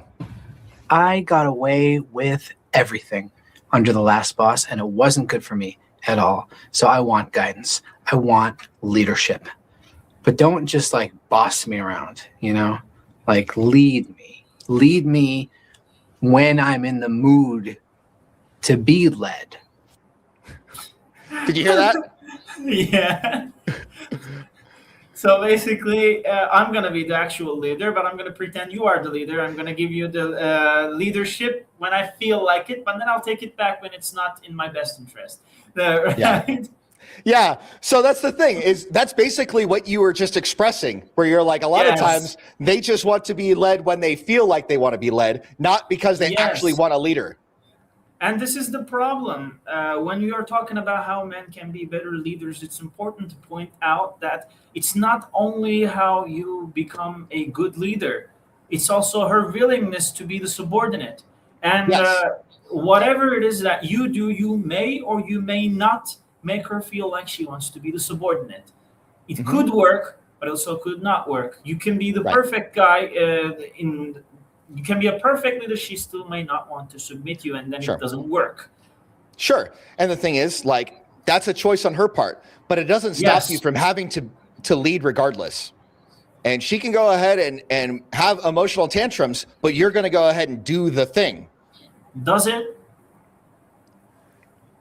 How? Because what do you mean? I'll give you an example. We just defined leading. Sorry. So I'll give you an example of what it would look like. So if you go ahead and say, hey, you're spending too much on the credit card. Yep. And she's like, I don't care. I'm still going to go ahead and buy everything. Well, as the leader, you cut up her credit card. Yeah. You just take it and you cut it up.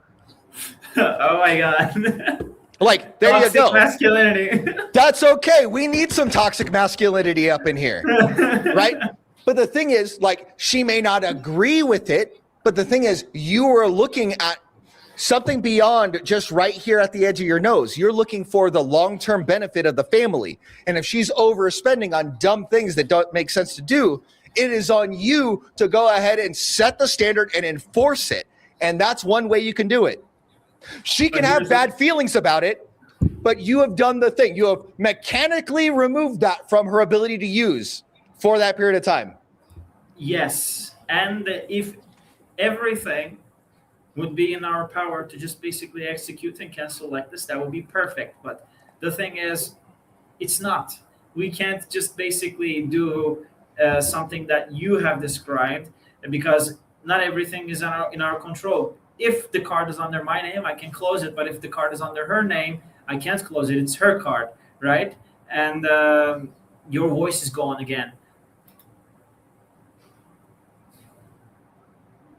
Gone. Oh, all right. Yes. All right.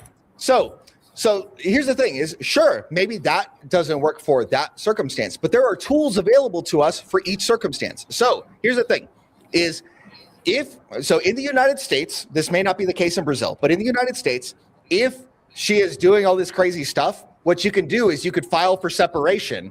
And then once you file for separation, your finances are no longer coupled in the same way. And so if she is abusing the financial status of corporate property, a property held in common, that could be held against her in divorce proceedings. Okay, but I kind of heard that the laws aren't really favorable for men in U.S. It isn't about a man or a woman thing. Both sides of that can go ahead and do that. But does that perfectly function? What it handles is it stops your consequences for her bad behavior. Okay, but can she just go to the court and claim that this is financial abuse and basically undo the whole thing? What do you mean? No, she can't. Okay. Like, she can go ahead and claim financial abuse, but that is not, you painted a situation where the card is in her name. How is it financial abuse when he wants to remove himself from her actions? I don't know, man. There's not a legal claim that she can make for that. Yeah. Right? Because the thing is, you've set a standard. Hey, you're overspending. This is a card that's in your name. It's not according to your Social Security. You can go ahead and cut it up. And if she wants to go ahead and order a new card, then sure, she has every right to do that. And she can be mad at you for it. But the thing is, you are stopping the behavior, giving her an opportunity to make other decisions along the way. And if she fails to repent, then you escalate your consequences, just like anything else in life. I understand. And the thing is, as a man, you are better off being in a situation where you are not dependent on her. And even if there are consequences associated with things, that you are able to bear those consequences for your side of it and protect yourself so that you are not beholden to the consequences that she does for things that are outside of the bounds of law. Is he going as all right? Did I go? Hi. No, you're good. Okay, let's go ahead and hit some of these chats real quick. Okay. All right. NZSW, this thing about Jehoiada. Jehoiada, it was a priest. He was one of the high priests in the Old Testament during David's time, I think, or a little bit after David's time. All right. So, yeah, Jehoiada was one of the only ones that wasn't of royal blood. That's really cool. Thanks for sharing that. Let's see. Next up, we got Martin. What do you think about talking to your worries and fear to your wife? Oh, okay. I think it's a bad idea, generally speaking, to really bring things up with your wife first. I think that this is better for you to talk to your brotherhood, the male friends about things, because a lot of these things that you are afraid of or have worries about, unless they are very specifically related to your family, I think is much better circulated through men that have similar worries and fears that they have also gone through. And I think that it needlessly puts emotional burden on your wife when you are much better off having a strong frame and working through your issues with your friends. What do you think, Zafer? Sorry, I was going through the notes that I have had here to continue the discussion. Well, what do you think about talking to your wife about your worries and your fears? What do you think about that? I usually don't. Okay, so we're on the same sheet of music. Generally, we don't. But there's some things where it makes sense to do that. And I think it's a case-by-case basis. But generally speaking, I would talk to my worries and my fears and my concerns to my close circle of male friends first. Because most of my male friends have been through a lot of things in life. And so they have a lot of experience through the kinds of struggles and strain and stress that I've been going through. And so they're better equipped to provide counsel. And I think that my wife is less equipped because her breadth of experience is not in the same kind of things that I have concerns over. Yes. Cool. Hopefully that answers your question, Martin. And then next up, we got another thing from NZSW 1975. I'm pro OT law, so I think that leaders must stay within these boundaries. I think there's a lot to be said about that. If a leader steps outside of OT rules, then The subordinates should question the leader. Absolute power corrupts absolutely. Okay, so you're talking about Lord Acton and his statement that absolute power tends to corrupt, so absolute power would tend to corrupt absolutely. So yeah, that makes a lot of sense. There are boundaries to the relationship and the leadership that we have as men, and we are subject to the laws of God. Totally get that. What do you think? I agree. Cool. Great comment. We're in agreement here. I think that guys would go ahead and maybe have differences about whether it's only the OT. I would say that OT and NT have a lot of weight to them, and that we would be disrespectful not to look to the Old Testament for guidance as well. Cool. You were looking at notes. What's the next thing you wanted to talk about? Well, I have seen you saying this thing. Let's stop focusing on what she is doing wrong and start focusing on what you can do right. Okay. What's the context in which I say that? Because it's very specific. Let's go. So the very specific context is I say that it is important for the man to do his work first. Not that we go ahead and not focus on the woman at all. If you as a man are handling your responsibilities and you're doing what you need to be doing, then you have every right and responsibility to then give guidance to the wife about behavior. Yes. But I find that a lot of times men are not looking at themselves in the mirror to go ahead and do the work on themselves before they do the work on their wife. That's the context. Yes. And I don't think it's a black and white kind of situation. I think that men and women have a matter of progress, because I'm not perfect, neither is my wife, but I'm working towards sanctification and perfection over time. I'm working toward being better. The thing is, I'm already on a solid foundation, so now I have the freedom to exercise leadership and guidance from a more masculine and consolidated frame than I would be if I wasn't doing what I need to be doing. This goes back to the being a good leader versus a bad leader dynamic. I understand, but what do you think of the situation where if you ask any wife that openly disrespects her husband, she will have tons of reasons why she is doing that, right? Okay. And some of those reasons could be right and correct. The guy may be doing some things wrong, and that's the reason why she's disrespecting her. But then are we to say that basically gives her the right? She's fine to do that? Not at all. Yeah, I don't agree with that. So as a guy, even though I'm making some mistakes and wrong things, I still can say or should say that you're disrespecting me and that's wrong. Don't do it. Agreed. You can still do that. Right.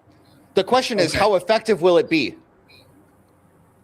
Well, it depends is really the right answer. It depends on how much she is willing to go ahead and take correction. If she doesn't respect you and you say you're not respecting me, that doesn't actually fix the problem.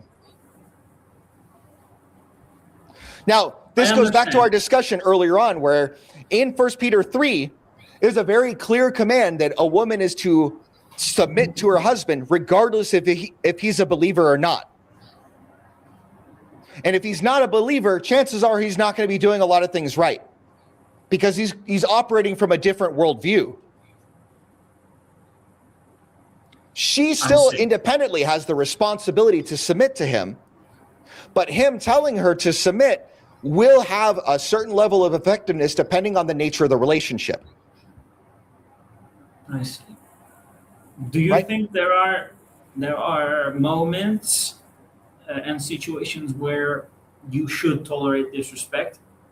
No, I don't think tolerating disrespect is something you should do as a husband. Now, hold on. Let me add some flavor to it. If I am acting in a disrespectful manner or in a disrespectable manner, I would expect that that's the consequences of my actions. Yes. Should it be the case? No, because she has an independent responsibility not to disrespect me. However, I realize that practically speaking, if I am acting in a disrespectful manner, that could be a consequence that I'm to bear because I'm responsible for my actions independently. Now, should it ever happen in public? No. I think that's a line, is if you go ahead and disrespect your husband in public, there's no reason that should be the case. Unless the man is publicly disrespecting the wife in public first. And then at that point, you guys are both completely in the wrong and you need to remove yourself from the situation. I agree with you. But I brought this up because this was the main disagreement I had with Lasta. He even kind of mentioned into this podcast. And I said something along the lines of this, basically, that you should never tolerate disrespect. And he says that he's not really bought into the idea and proceeded to brought some situations where rationalizing toleration of disrespect could be something that you should do. And it's like he's framing in a way that me not wanting to tolerate her disrespect equals to me being in her frame. No, I would disagree.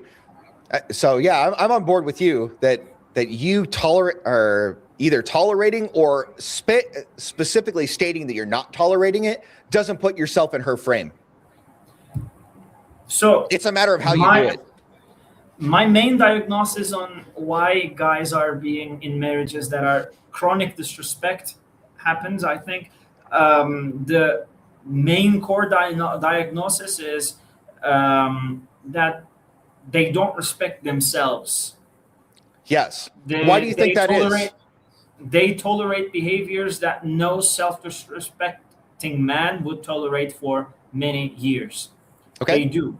And this doesn't happen overnight. They tolerate for small things, little things. They rationalize it, given to the reasons that we have spoken before. Oh, she's a woman. She's in her time of the month. She's going through something, blah, blah, blah. And then the more they tolerate, the worse it gets.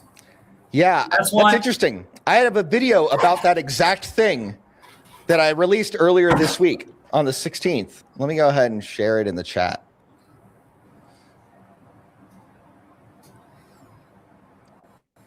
Cool. All right. So I did a video on henpecking. Are you familiar with the term henpecking? No. Can you define it to me? So henpecking, have you heard of betaization through 1,000 concessions? Of course. Okay. The beautiful concept Richard Cooper brought. Yeah. So henpecking is that thing. Okay. Henpecking is when she goes ahead and tries to correct you on things, you just let her do that. And you just let her do it over and over again. And you give up a piece of yourself every time you submit to her. And you put yourself in her frame more and more over time. So this video that I just linked in the chat, that's what I did. I talked about it. I think it's like a 5-minute video about henpecking. Let's see. And women do this for silliest of things. It's like it comes from even the way that you wash your hands, open the door, put the dishes on its place, like everything. It's demanded in a way that she wants it to be done. And then you need to do it exactly in that way. In fact, you know what? Let's watch that video together. It's my video, so I can go ahead and do that. Let's go ahead and copy this, paste it. There we go. Let's stop. Go ahead and go ahead and start it here. Present, share screen. There we go. Let's go ahead and take a look. I'm going to maximize it. And here we go. I'm going to speed. I think you are not sharing the screen, Mike. Okay, give me a sec. Oh, I haven't added it to the stage. Hold up. Let me do that. Add to stage. There we go. Okay, cool. Do you see it on your side now? By the way, this studio of yours is very cool. Is this AI or real? No, this is a real studio. Man, cool. It's so cool. Yeah. All right, let's go ahead and start with the video. I'm going to put it at 1.5 speed so we can go ahead and get through the content. Let's go. Here we go. Most Christian men don't lose authority in their marriage overnight. It happens slowly. One comment, one correction, one small compromise at a time, until one day you realize you hesitate before speaking, you second guess your decisions, and you're leading less and less. That process has a name: henpecking. And most men never see it coming. Today, I'm going to show you what it actually is, why it destroys masculinity, and how to stop it before it costs you your leadership. Let's define it clearly. Henpecking is not a single argument, a disagreement, or an occasional correction. It is a pattern. It's a pattern of constant correction, subtle criticism, undermining decisions, and reframing leadership as wrong or insensitive. And here's why it's dangerous. It's gradual. It doesn't feel like a crisis. It feels like she's just helping, or she's just more detail-oriented, or I probably should have handled that better. You adjust, then adjust again and again and again, until eventually you stop asserting yourself altogether. And this is where most Christian men completely misunderstand masculinity. The first truth is that henpecking doesn't even start with her. It starts with your passivity. It's hard, but it's necessary. When a man avoids conflict, avoids clarity, and avoids decision-making, and if that vacuum gets filled, it's because you don't set direction, hold standards, or make decisions. Someone else will. So she steps in. At first, it's to help, or to stabilize, or to keep things moving the way that she wants them to be. But over time, that help turns into control, and your passivity trains the dynamic. The second truth is that unchecked criticism destroys authority. Every time a decision is questioned, a direction is undermined, and a standard is challenged, and you do nothing, you reinforce the pattern. Now listen carefully. It's not the criticism itself that's the problem. It's the lack of correction. Because over time, what happens? You begin to pre-filter your decisions, you avoid certain topics, and you speak more cautiously. And eventually, you stop leading clearly. Not because you can't, but because you've been trained not to. And once that happens, respect starts to erode. She might even gloat to her girlfriends about how you're so well trained. Like your permissiveness is a trophy on her mantle, because authority that isn't exercised doesn't remain. Here's the third truth. Masculinity requires reestablishing frame. At some point, a man has to decide this stops here. Not aggressively, not emotionally, but clearly, because leadership requires boundaries, direction, and stability. That means when something is off, you address it. When something is undermined, you correct it. When leadership is challenged, you clarify it. Not harshly, but firmly.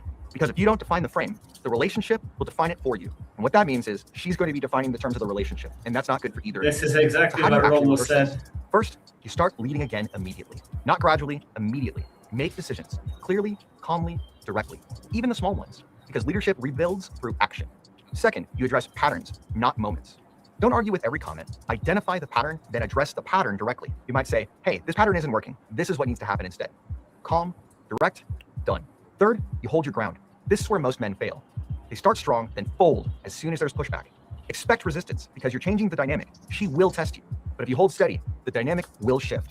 Fourth, you rebuild yourself because this isn't just external. You need to rebuild your discipline, your clarity, your decisiveness, because strong leadership starts from within.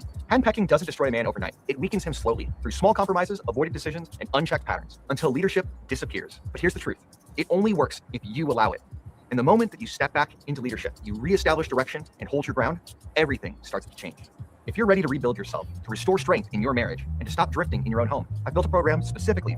Okay, cool. So that's the outro. All right, let's get back to this. All right, so what do you think about that? I'm not really sure. I disagree. The notion of it only works if you allow it completely. Okay, cool. Let's go ahead and get into that. Obviously, this is a 5-minute video, and so I can't go ahead and get into every single minute detail. So what do you got? Well, because this sounds like it implies that you can control her. You know what I mean? No, this goes back to what you will and will not accept.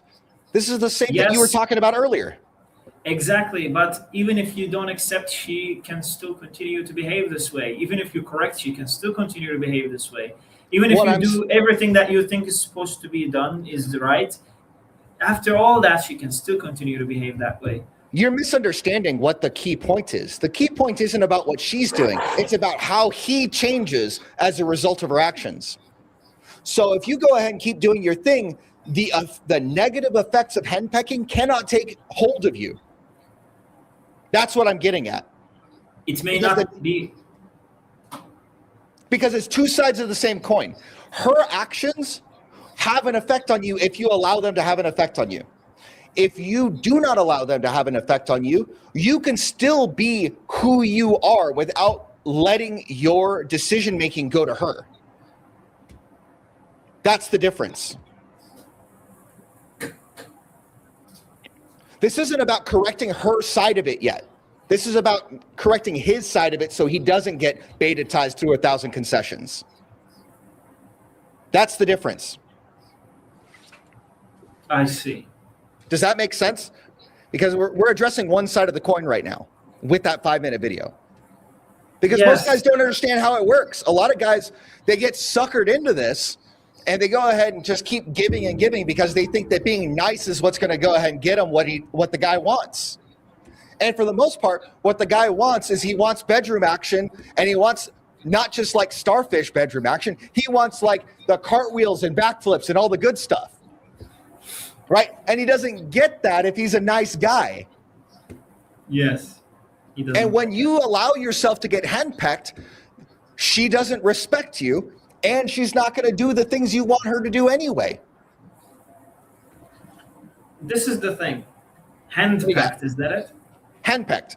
Yeah. Or you can say betatized. I mean, either way. It's All just right. that's a common term that's heard in Christian circles is why I use the term. Let's call it betatization. Sounds good. You have the ability to it's under, you can choose to be betatized or you can refuse it, reject it, right? Correct. Yes. Agreed.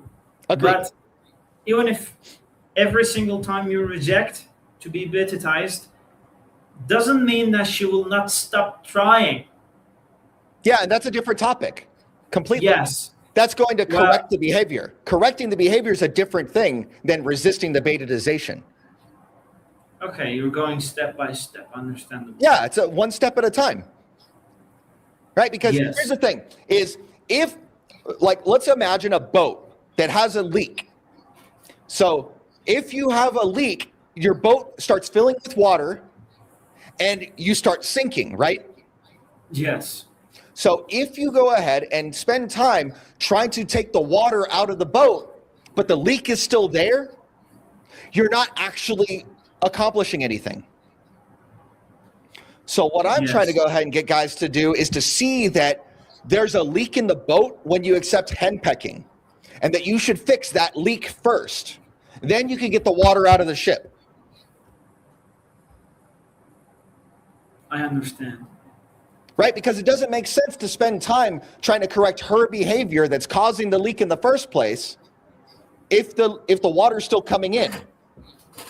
This example that you have given right now is, to me, it feels like exactly how the catch-up story of Lasta is like, to take the water out when there's a hole.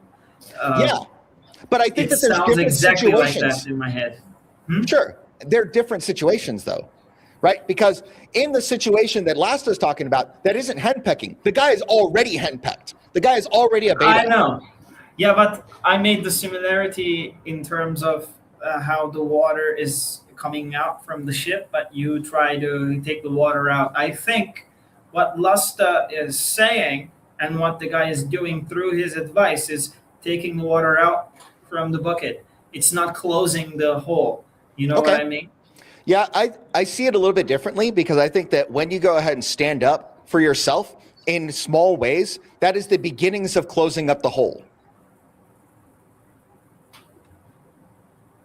Because the implication behind the thing is, in the past, he would apologize and then go right away to go get the ketchup, or just hear her yelling, right? That was the old situation. And what he's expressing is that in the new situation, you are saying, hey, look, my bad. I'm not going to go get it right now. I can go get it the next time I go to the store, or you could go get it. So what he's doing is he's not accepting that behavior in the same way that he would have in the past. And he's giving her an option. If she feels so strongly about it, she can get it fixed. He is now expressing a boundary that he is not going to go ahead and kowtow and go get the thing. I see. So you're basically saying that maybe he's not behaving optimally, but he's behaving better than how he used to behave. Exactly. It is a step in the right direction is what I'm getting at. Because I'm a businessman, so I don't look for 100% optimized situations, because I recognize that there's no such thing as optimal. There's always trade-offs. Everything, there's always a trade-off.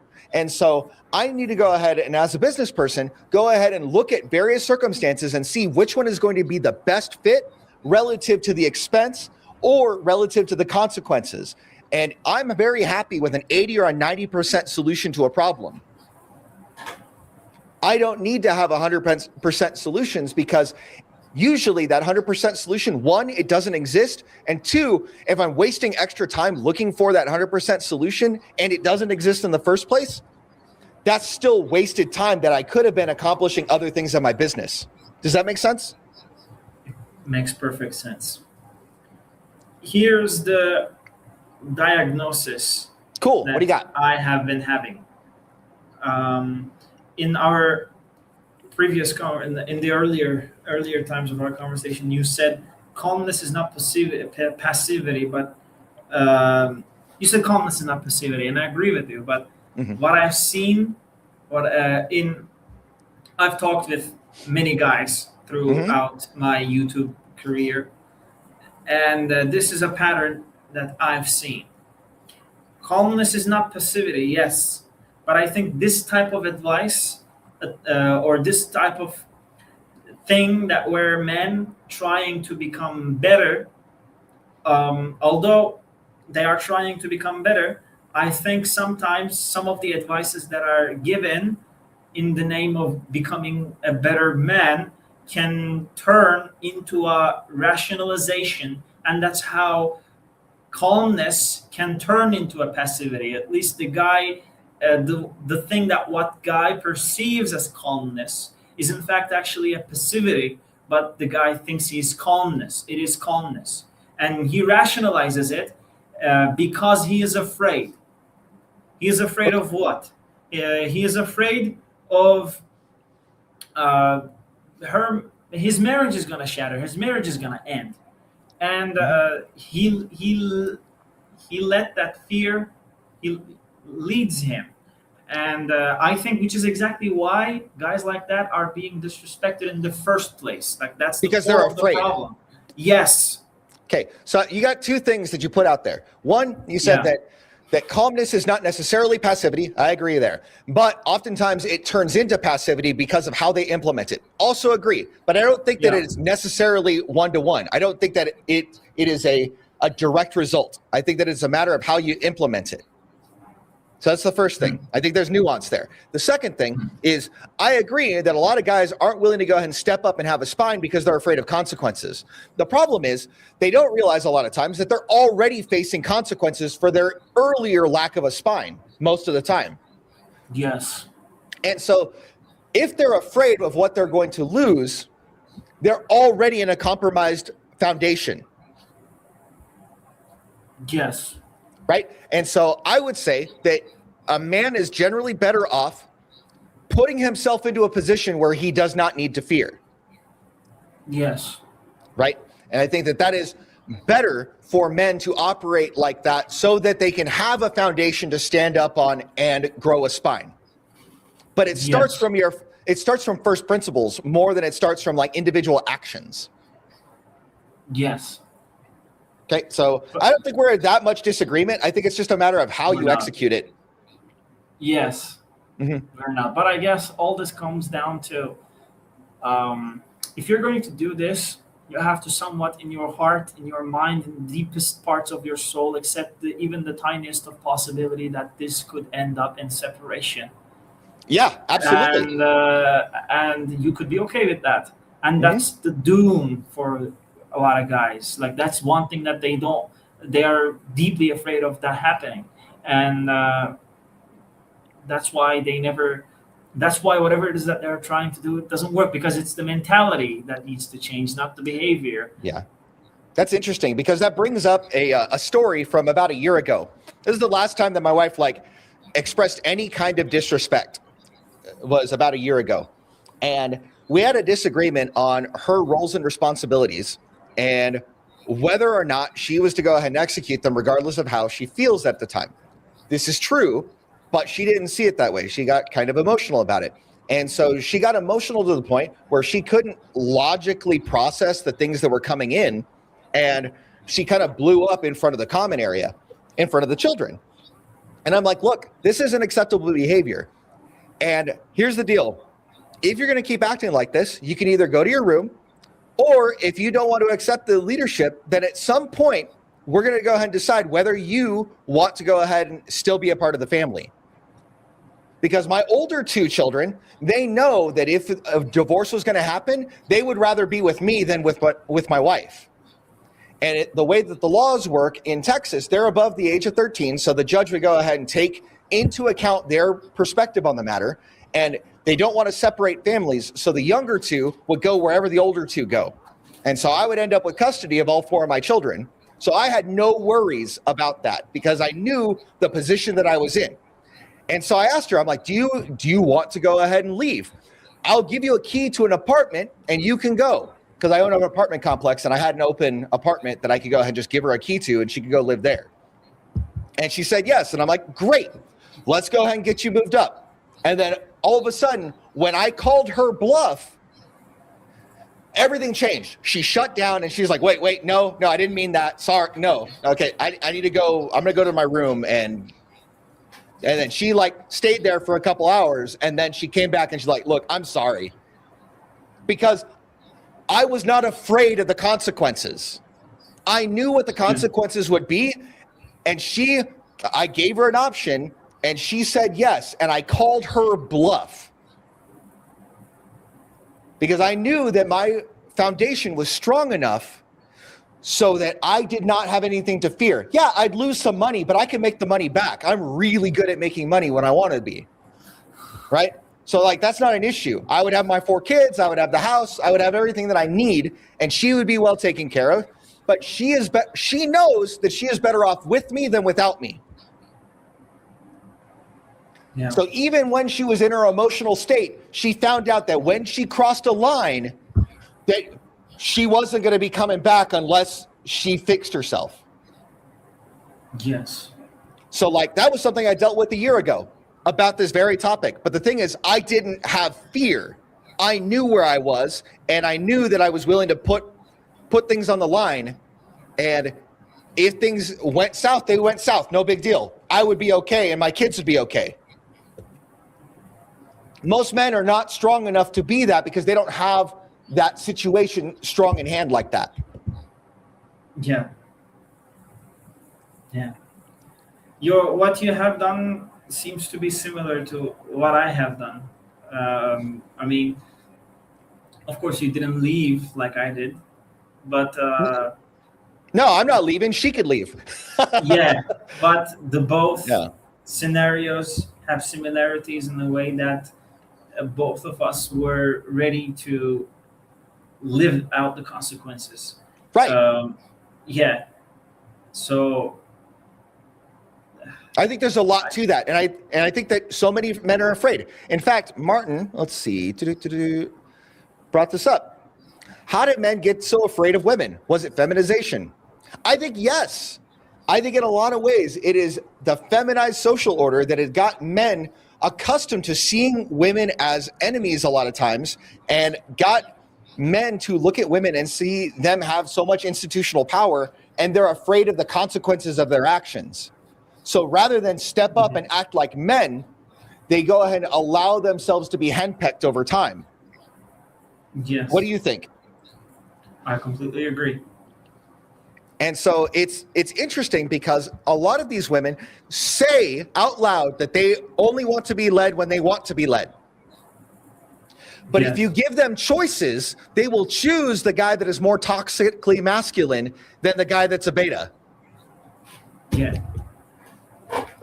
And so I think in a lot of ways, toxic masculinity is just actually masculinity. It's just been pathologized by Western society in a lot of ways.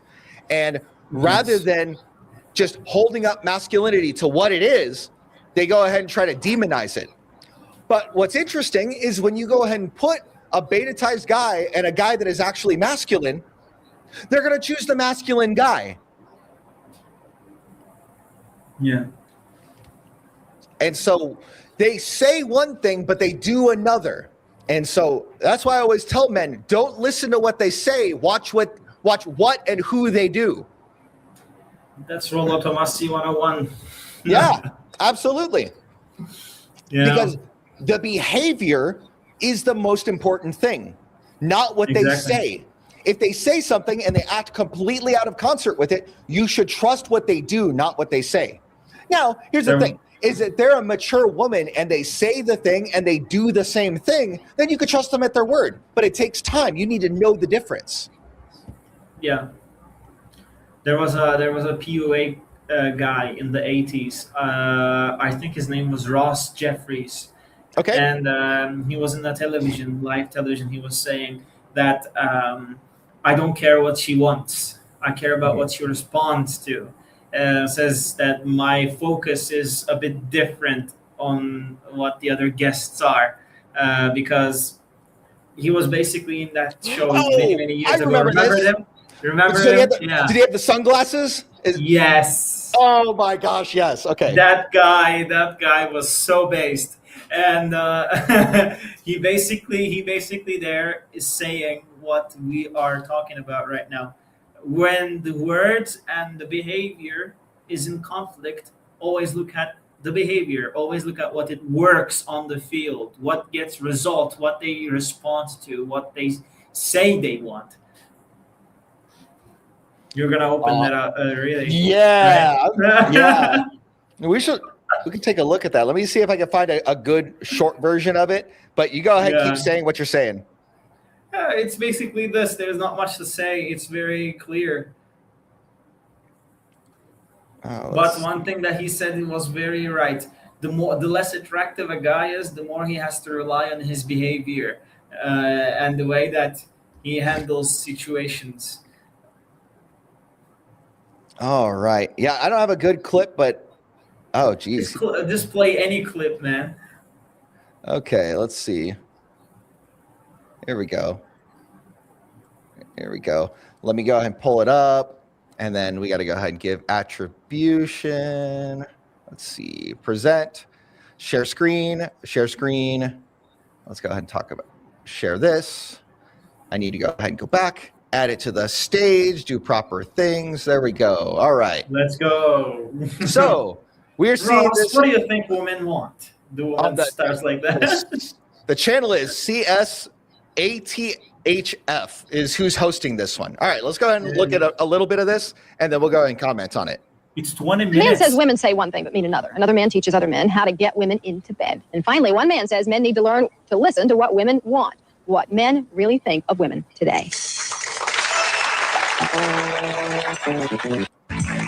Hello, everyone. I don't know if you noticed by the shots that we're taking, but this is an audience of all women today. We have invited them here for a reason, because we have three men with different points of view. These three men think they know what women think. And today we will find out. Meet Ross Jeffries. He says he got tired of being Mr. Nice Guy and being dumped by women. So he changed his ways and he wrote a book for other men who feel the same way. It is called How to Get the Women You Desire into Bed. This is Mel Fight. Mel says women say they want a sensitive guy, but the minute ladies to slam dunk later on, but that's your prerogative, all right? Ross, what do women really want? I don't care what they want. I only care what they respond to. See, my focus is a little bit different from your other guests. There's what women say they want, there's what women think they want, and then there's what they actually respond to. I'm not an academic, I'm not a theoretician. I'm interested in what works on the street when it's time to date and mate. And what women actually respond to is not what they say they want. So what do they respond to? They really respond to a guy who's a challenge, a guy who's a question mark, a guy who keeps them guessing. You see, in the beginning, the less attractive you are physically, the more you have to rely on your attitude. And that's what I wrote my book for. I wrote my book for the average-looking, even ugly guy who goes out there in the real world and tries to be a nice guy, gets his head kicked in. So no more. There we go. This guy is so based. Yeah, there we go. So that's the clip you were talking about, right? Yes. Yeah. He is amazing. He is very But I mean, good. but it's so true. It's don't pay attention to what they say. Pay attention to what they respond to. Very simple things. Very straightforward. Cool. What else? Did you have any other contentions for me? I think we went ahead and resolved it for the most part. It's just a matter of context. Like, I think you misunderstood the context and the level of application. And then once it was cleared up, we were in agreement. Well, I think it's also because you are making your videos specifically for guys that has no background. That starts everything from the beginning, and for them makes sense. But for me, that has too many nuances in my head. Maybe it was too simple for me. We needed to discuss the nuances, and we did. And yes, I agree with you. That's the trick. There's only so much that I could say in 5 minutes, right? And so in 5 minutes, I can only get so deep. I can go ahead and have 3 points, maybe a couple of sub points for the 3 points, and that's it, and just finish it out. Whereas a more well-articulated conversation like this, it takes more time to develop, and we can go ahead and figure things out, set definitions, and really dig into it more. Well, your style, it seems to be that you are going step by step. In each video, you're revealing a little bit more. And I'm the kind of guy that just spits out everything at once. Yeah, that's why. But yes, I agree with you. There's one little note that I have had here. What do you Everything else, I'm going to read this to you and tell me you agree or disagree, or what content from what percentage you agree. Sounds good. Go for it. All right. When a man disrespects a woman, nobody will tell her to focus on the things you may have enabled him to disrespect you. It's your fault. Be better. Everyone will tell her that he is wrong, period. So if we can't say the same thing when the person who is being disrespected is a man, then we really need to start considering the gynocentric conditioning behind this dynamic. Yeah, I agree that generally speaking, we need to go ahead and address gynocentrism and make it so that recognize that there are different rules between men and women, and to decide which rules apply to which men and which rules apply to which women, and which rules are equally applicable to both. Because we know, being Christians, that there are different rules for men and women. There are some rules that are universal for everybody, but there are some rules that are more applicable to men and more rules that are applicable to women. So I'll give you a good example of something like this. So the greatest masculine virtue is valor. And we know this because the opposite of valor is cowardice. Men, if you go ahead and act in a cowardly fashion, and the whole society does that, the society collapses. Yeah. If you have women that are cowards, nothing wrong happens to society. Right? Yes. Now, on the flip side, for women, their primary virtue that is associated with women, generally speaking, is chastity. If women go ahead and act in a promiscuous manner and they proliferate promiscuity to the point where there is no accountability, no responsibility, society collapses. Yeah. If men do that, it's not the same. A lot of people will not like this comment. I'm okay with that. They can disagree with me, but I'll go ahead and take them to task on it. Because here's the thing. We understand that there's a fundamental difference between men and women. And we can go ahead and use the illustration of a lock and key to demonstrate this. So a key that can open any lock is a master key. A lock that opens for any key is a shitty lock. Yes. Right?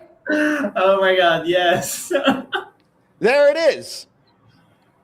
I'm not afraid to say that. It is true. We understand that, generally speaking, men are gatekeepers of commitment and relationship, and women are, generally speaking, gatekeepers of sexual access. Now, this is less the case in modern times, where average guys are not the gatekeepers of commitment. Anything. Because average guys are not the ones that are in demand. The guys that are the gatekeepers of commitment are the guys at the upper crust, the top 20% of guys and the top 4% of guys, respectively, because those are the guys that the women want.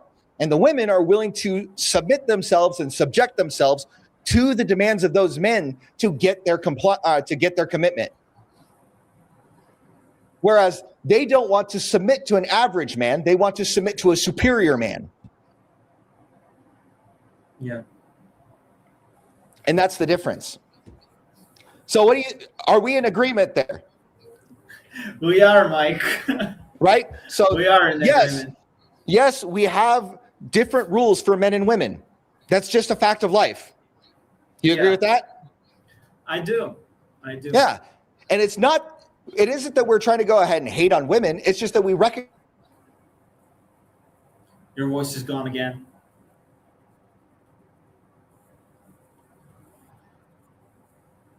Nope. No.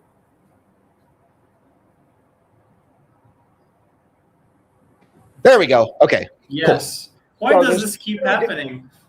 I don't know. There's some connection between my microphone. I need to go ahead and readdress because every now and then my microphone will disconnect from. I think I need to work on whatever USB connection. I have a hub that like my camera and my USB and my extra monitor all go into to feed into my stream setup. So Yeah. that's something that I probably just have to address. It's just happens once every 40 minutes or so. Okay. Yeah. But I think it's important that we recognize that reality should be our guide. And we shouldn't just go ahead and look and imagine the way that things should be. We should also look at the way that things are so that we can be informed by the process. Because otherwise we're just wishing for things. Yeah. I guess as everything, even with this, there has to be a balance, right? Yeah. The balance between how the things ought to be and how the things are, because focusing and fixating on one thing could result as forgetting the other, and forgetting the other is not really good, right? Sure. And I think that's a good way to operate, generally speaking. But when we're having conversations like this, we can separate the descriptive from the prescriptive, and we can take time and discuss descriptive reality, and then shift gears and then talk about what should be the case. And we can do that when we have the time to have an honest and frank discussion with one another. Yeah. And I think that for the most part, in real life, we don't have a lot of the vocabulary to do that with one another on a consistent basis because our society has, generally speaking, a relatively short attention span.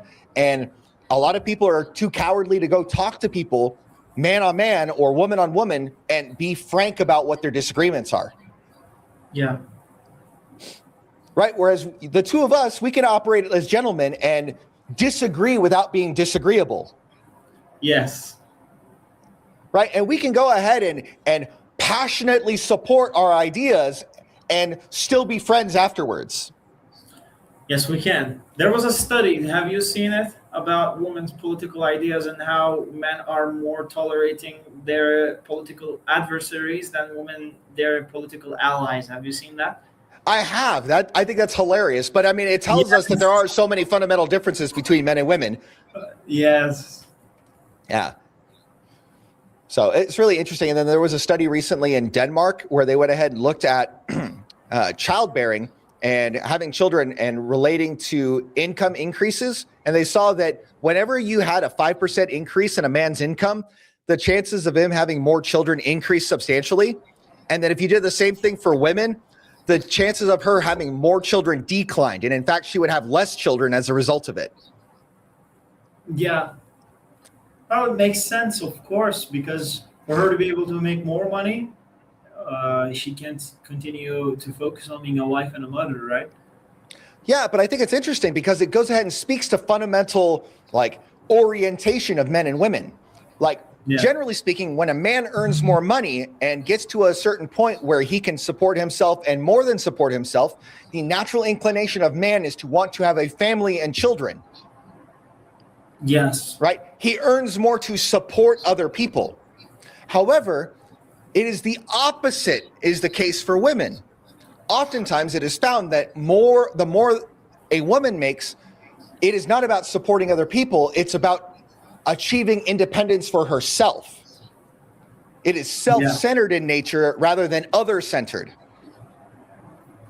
Yeah. What do you think about that? I completely agree with you. It's solipsism 101. Cool. Awesome. So do you have any more disagreement with me, or are we good? I think we are very much good, Mike. I guess my main worry about everything that we have discussed, or about the advice that is given by the likes of Lasta and Nolan and those kinds of advice, what I am worried about them oftentimes that I am seeing that those advices have the great possibility of turning into a passive acceptance, passivity, and tolerance, and basically enabling the very core problem that why all the disrespect happens in the first place. And these were what I wanted to discuss, and we did, and I am satisfied with the answers you gave me. Yeah. What do you think of that?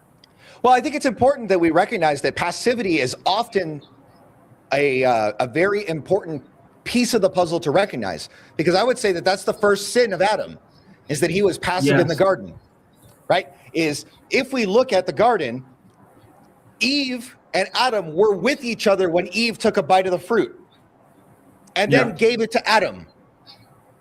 It wasn't as if Eve did the thing and then ran to Adam and gave him the fruit. He was right there with her. Yeah. So if he was leading his wife, he would have slapped that fruit out of her hand and be like, hey, no, God said this is the rule. You're not going to do that. Yes. It's the same thing as cutting up the credit card. Even if she ate, he didn't have to eat it back. You're right. He didn't have to. Yeah, and I think that would be probably interesting. we wouldn't have been cursed. Sure.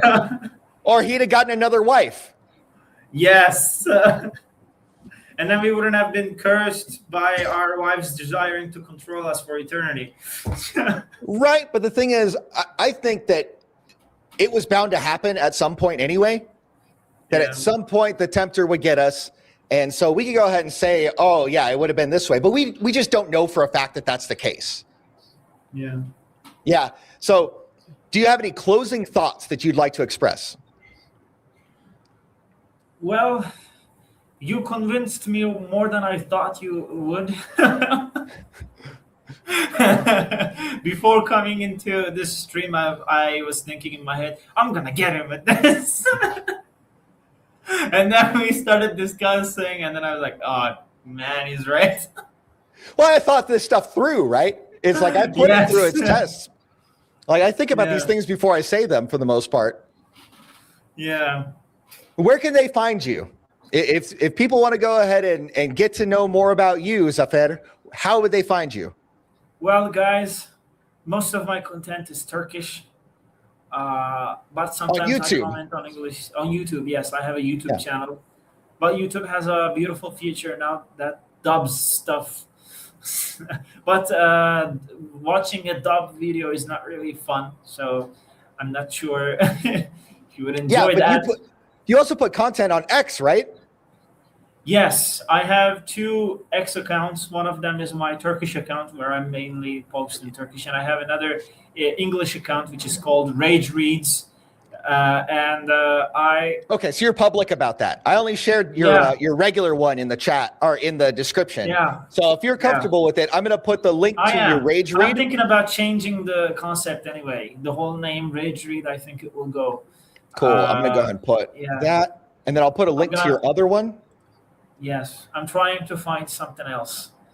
No, you're good. I just want to make sure that if people like what you have to say, that they can go ahead and find you, because that's the gentlemanly thing to do. So there's that. And then here's your other account. That way, if they like what you have to say, they can go find more of you. Yes, guys, if you liked what I have said. Awesome. So I think that in a lot of ways that there was some misunderstanding about what was said and what the context under which these things were said. Is that a fair assessment? It is. And that a lot of things are hard to explain in a succinct manner in a short video. That if we're going to discuss it at length, it takes a long time for us to go ahead and get to the root of different things. And we talked about a lot of things today. We did. Yeah. Before we start this live, you said, I know we're going to have a great conversation. And we are. Yeah. Absolutely. And I appreciate you taking the time to come on. And I'll go ahead and definitely share this link to you for you to go ahead and show to your audience. And then you can cut it up however you want, and we can go ahead and do what we need to do. Okay. I don't really deal with cutting stuff up. I guess I'm just going to share it the way that it is.